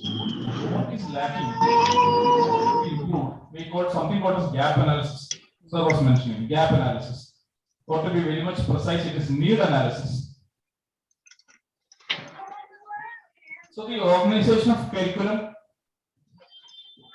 the organization of instruction and assessment should surely focus on something called as learning, which we have never thought about. వస్తావా అత్తమ్మకి నేను చెప్పాలా నువ్వు వచ్చా I'll just show you a 1-minute video to clearly ఉంటారేమో ఎవరైనా చూస్తే బాగా tell you about the sad image of a teacher, including me. Oh, not visible. Okay, leave it. అర్థం అక్కడే ఉంది No, sorry. దయాలి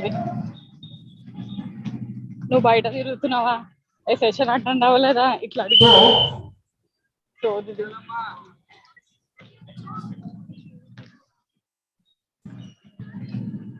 The concept of OB is based on a future-driven curriculum. Why do we call this future-driven curriculum? We are teaching the students, preparing them for future.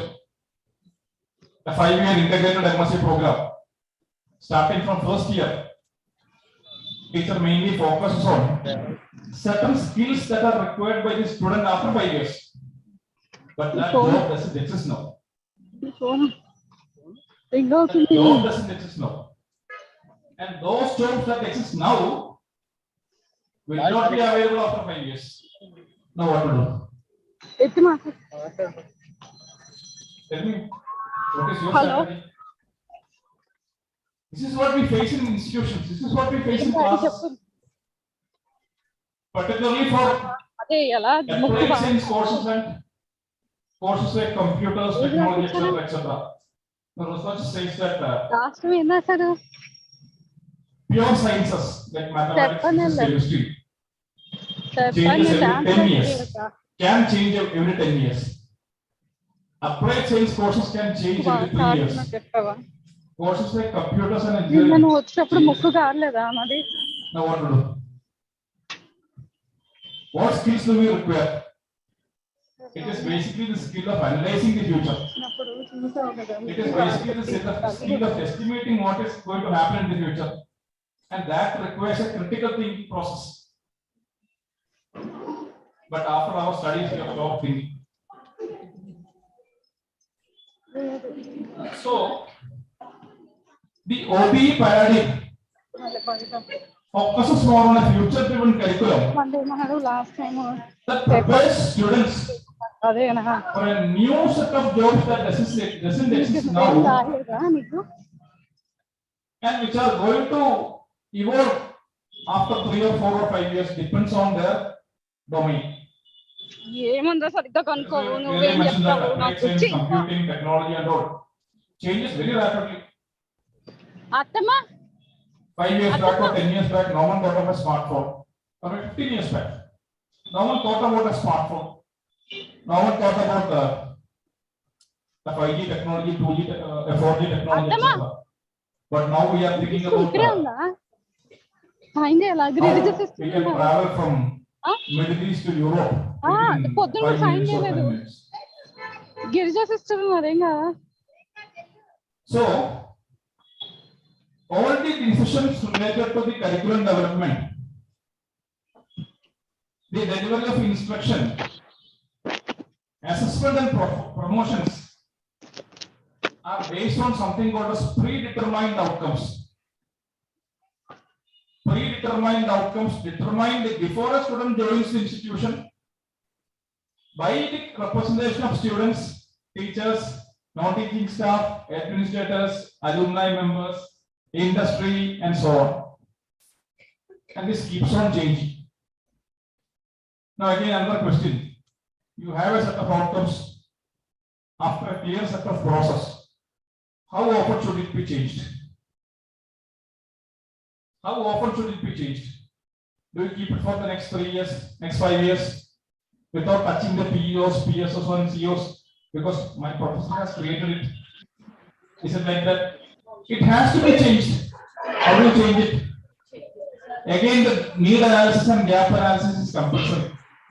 At least for autonomous institutions, there is a standard process called need analysis or gap analysis, where you try to understand the need and gap of the industry with the skill that is carried out by students passing the institutions. This itself is a Herculean process. So when should you start planning about the need analysis? Next academic year, we plan for a new curriculum. This academic year, June itself, we have to plan something about the need analysis. And then come up with a report. And maybe by the end of September, October, November, you start with planning the new curriculum. And again, another issue happens. You have a hectic period for gap analysis. You have a hectic time period for the curriculum revision. And once the curriculum revision is approved, the demand itself changes. For courses like computer science, courses like technology, I do not know anything about management. Management people can contribute to what I'm saying. So, our gap analysis process and need analysis process should focus more on the future demand, the future kind of job that doesn't exist now, but is going to exist for the next couple of months. And that is why teachers are also going to be visionaries. Visionaries in understanding which job has the next demand, which set of skills have the next demand, and bring out programs or courses in such a way that while they complete their program, everything matches synchronously. Now this is very interesting. No video, nothing, just a picture. That is 3R, which we all are familiar with, which has taken our lives. The R of reading, the R of writing, and the R of arithmetic, which all of us sitting here have passed through, nothing else. And somehow we got a job. And we are happy with that job. We are content with that job. But the present century is focusing or shifting from 3R to 4C. What is this 4C? It is about critical thinking. How often do we do critical thinking? Never. Critical thinking. What is critical thinking? I'll tell you tomorrow. And how do you instill critical thinking in students? Yes, through something called as MCQs. All of you might have aware about CBSE pattern right now. What is it? It is MCQ. It is MCQ. And people might have thought that MCQs are very simple. But no. That is the most important question pattern that you can devise to instill something called as critical thinking. I'll tell you how tomorrow. The second one is about communication. Yes, this has become the buzzword for the last 10 years. Communication. Right. The third one is about collaboration. How do you instill collaboration among students? Teamwork and almost the terminologies are same. Projects are one of the most important activities. Again, we will discuss about projects tomorrow. And how projects are associated with POs and COs. Tomorrow you will tell. And finally, something called as creativity, the fourth C, which is very much essential these days. So our focus of outcome-based education mainly concentrates on all these four C's. The first C of critical thinking, the second C of communication, the third C of collaboration, and the final C of creativity, which has to be instilled while he is studying in our college, this program. But as a teacher, I am happy with finishing portions. Because my head of the department will ask, have you finished the portions? No means it is difficult. Yes means it is a smiling emoji. Right? Pardon, madam? What? You did not finish the portion. It is because they doesn't know what is the outcome. You have to, that was also mentioned by professor, you have to explain to students the very first day on the Diksharma program of UGC. UGC has clearly mentioned about Diksharma program. That is the first day induction program. And one component of induction program is to make the students aware about why he is studying this course or what he can do after this three-year program. What are we trying to mold the skill? What is the skill that is going to be molded? What are we trying to impart? What he can do after 3 years? That is a very important part of orientation program, and that is why UGC has clearly mentioned about doing an orientation program for the first batch students. Otherwise, they will ask, you didn't finish the portion. Are portions directly related to skills? You think about that. Are portions, are this chronological order of portions directly related to any skills? It is part of portions, but you cannot go the chronological order. What is generally done? We finish unit 1, we go to unit 2, we go to unit 3, and simultaneously we finish unit 5. But one CO, part of one CO may be unit 5. CO1 you start with unit 1, but part of the CO1 is going to be unit 5. How do you finish? Very few. I do not know. Very few will take, because applications, everything comes in unit 5. The basic stuff comes in unit 1. So it is, the OPA doesn't focuses on modular approach of syllabus. It focuses on something called as knowledge structures. Knowledge structures. And it is the ability of a teacher to find out how many knowledge structures do you have in a syllabus, in a course. And then devise the teaching plan accordingly so that each knowledge structures are completely covered. Which means a portion of the knowledge structure may be in unit 1 and the rest of the portion may be in unit 4 or unit 5. Has to be clubbed together to form something called as knowledge structure. I have seen certain institutions sharing courses. One teacher finishing 3 units, another teacher taking 2 units, maybe because of some internal arrangement. But if it is like this knowledge structure, out of 8 knowledge structures, 4 knowledge structures can be completely covered by one teacher. The next 3 or 4 knowledge structures can be covered by another teacher. We do not have any issues on overlapping. We do not have any issues on continuity also. And you please understand that the basic stuff is taught in unit 1. And when we move to unit 2, which is something different, students generally forget everything.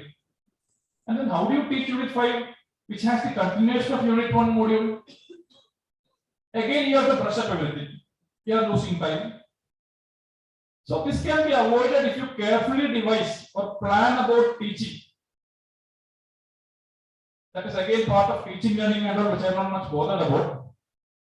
So this was mentioned by Professor how the implementations were done. Madam, you have some question? Yes, sir. Yes. I was just thinking it's more about the rationale. You have to start thinking. Absolutely. Yes. It's more about the rationale of unitization. Definitely, it is a rational. It is a rational. And then why we should have the unit-wise approach? It is a conventional rote learning process, but nobody is focused about learning. It is only focused about teaching and finishing. So when you start devising a teaching plan for coming year or coming semesters, start thinking about identifying knowledge structures. How many knowledge structures do you have? Yes, we have 8 knowledge structures in this curriculum of physics, for example, or 7. Plan accordingly so that how much time you can spend for one particular knowledge structure, how much time you can spend for another knowledge structure. So I will clearly mention that there is nothing called as modular approach in OBE. What we have is the approach of identifying knowledge structures and then teaching the students. I would not use the word teaching, and then facilitating students to learn these separate knowledge structures in complete, not in partial. They will sit for 2 weeks, 3 weeks, learn one particular knowledge structure, do the practical, leave it, go to the next one. Now the skill is getting acquired. Otherwise it is our headache to make these students finish all these portions, and when they prepare for examination, they might mug up something and write the examinations, get 90% marks. I have interviewed a student in Infosys interview where she got 3rd rank in university but couldn't do any program in computer science. What we were expecting. So what is required is a memory for 100 marks. Nothing else. Yes. Tomorrow you'll give some example of different knowledge structures. No. Subject to subject. Maybe I can just give you. Yes, I am much familiar with computer science, so I can help you with computer science, not on other subjects. That is what we require, a critical thinking process. Everybody has to sit together. Now the department, I think tomorrow if we can sit according to departments, it will be very fine. Oh, okay, right. So that you have a thought process, part of collaboration.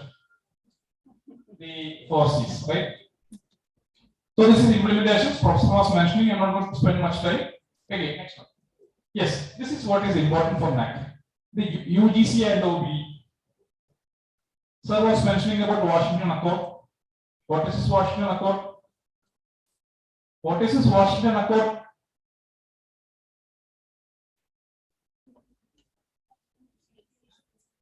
That is a treaty signed at Washington by some countries. And India became a permanent signatory in 2014. Other countries, they became permanent signatory way ahead in 2012, 11 and all. India became only in 2014. And by signing this Washington Treaty, we are agreeing to, no, previous one. We are agreeing to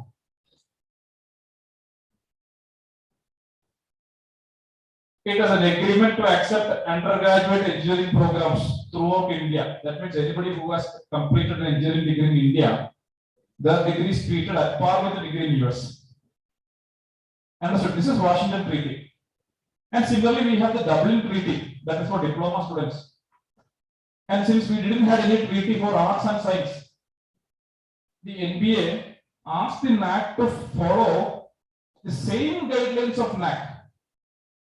And now what we are saying is that any student who has completed a BSc Physics from India should be at par with an equivalent BSc Physics degree in Hungary.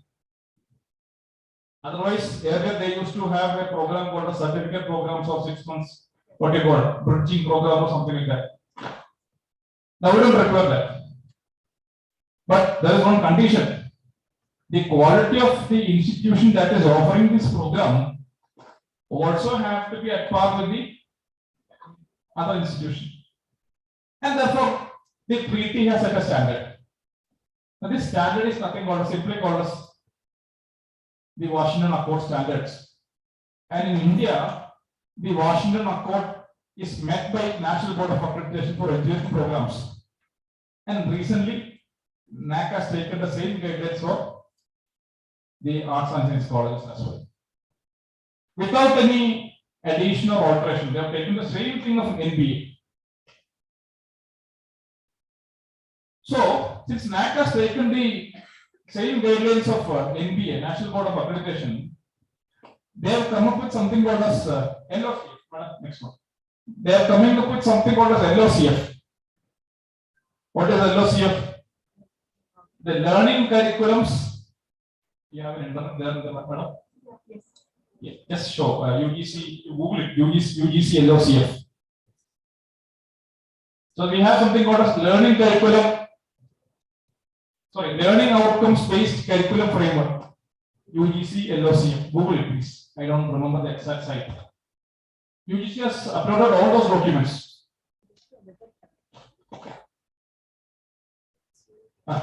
No problem. UGC, no, yeah, fine. UGC LOCF.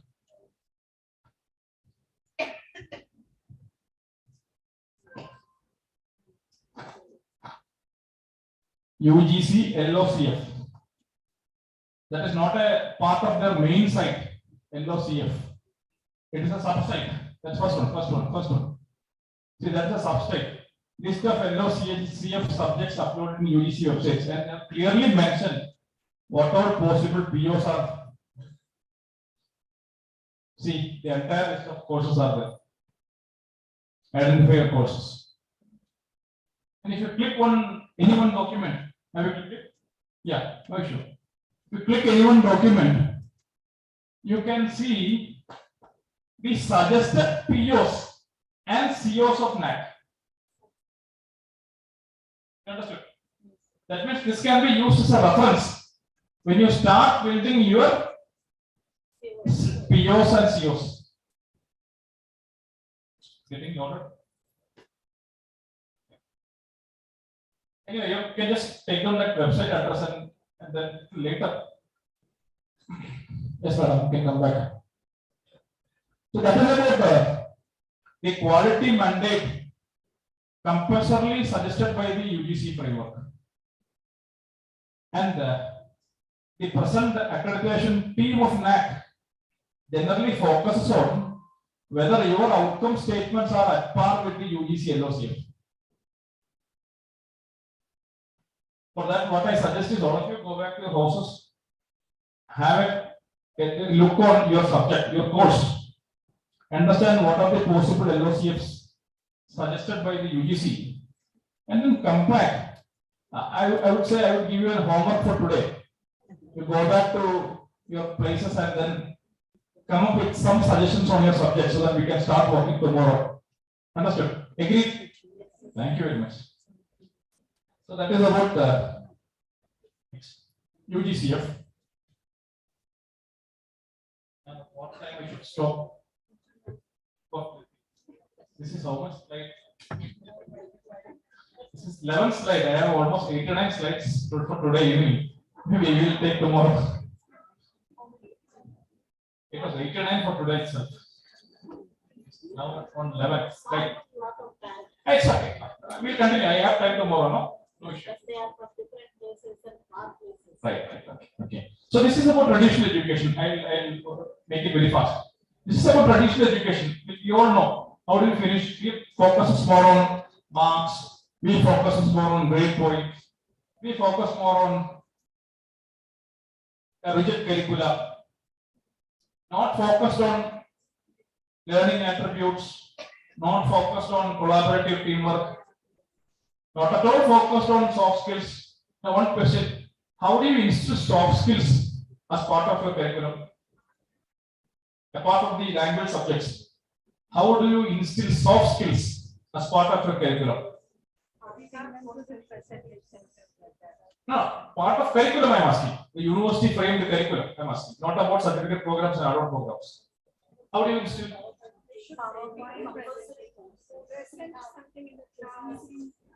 There are components like presentations, writing assignments, analyzing, which we have to evaluate properly on the basis of very specified outcomes. Most of us evaluate very liberally on these three components, right? The assignment, 5 marks. They have submitted. Our only question is whether he has submitted on time. Not on whether that article was prepared after a careful analysis. Not on whether the language that is used in writing the article is good. But the focus of those kind of components in the curriculum is to instill soft skills. We ask them to present. What do you evaluate? We evaluate the language. We evaluate how he or she is performing, presenting, whether he or she has adequate ICT skills. And how do you evaluate? You put a marks on a paper? Again, biased approach. I would rather say you have to have rubrics. But of this term, rubrics. We have to have set of parameters prefixed. And keywords, or let's say the possible answers which or possible areas where you could give certain points fixed so that the entire class gets the same kind of an evaluation. Sometimes this kind of process gets biased. We have a prejudice that somebody who is having 100% marks will always get a good marks in presentation, but that's absolutely wrong. So the kind of assessment Professor was mentioning earlier, the kind of assessment I was mentioning about OB assessment, that is the third important part. The kind of assessment has also to be very clear in terms of what we are trying to evaluate. I would introduce a new term. I thought Professor was going to mention it, but he didn't. He was mentioning about the assessment of learning. Assessment of learning. And I am introducing another term, assessment for learning. What is the difference? One is about assessing something which has already been completed and there is no point in correction. Yes, assessment for learning. What is that? Students get an idea about where they stand. Earlier, school teachers used to do that. Something called as formative assessment. But when we grown up, we stopped that. That has to be inculcated among students and teachers so that students get an idea about where they stand, what is their gap, where should they approach, or what is the area that they should focus. So there is a clear difference between the traditional approach of teaching and OB-based teaching. Now I'm going to skip this deficiencies of. Yes, next one, please. This is our class. Anybody agree? Or you completely disagree? If you disagree, you are good teachers. Partly agree and partly disagree.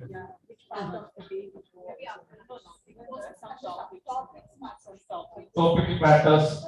Why does topic matters? It is again related to teacher. Post lunch situations.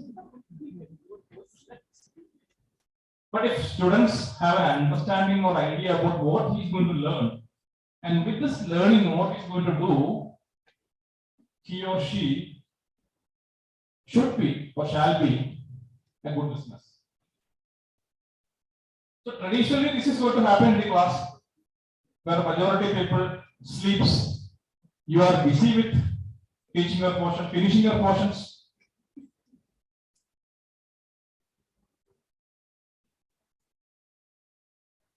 Yes. So as the time has approached, I am winding up here. Continue with where we stopped today, because we are going to learn with 3 different types of OB tomorrow. The next slide is about types of OB and how we approach different types of OB. So thank you very much for patient listening. Meet you tomorrow. But tomorrow is going to be your day, not my day. Thank you. I would suggest all of you to bring your curriculum, at least the course that you handle tomorrow, so that when I am going to give you some work, you have certain inputs. As I was mentioning, inputs are very much important for the outputs. Okay. Thank you.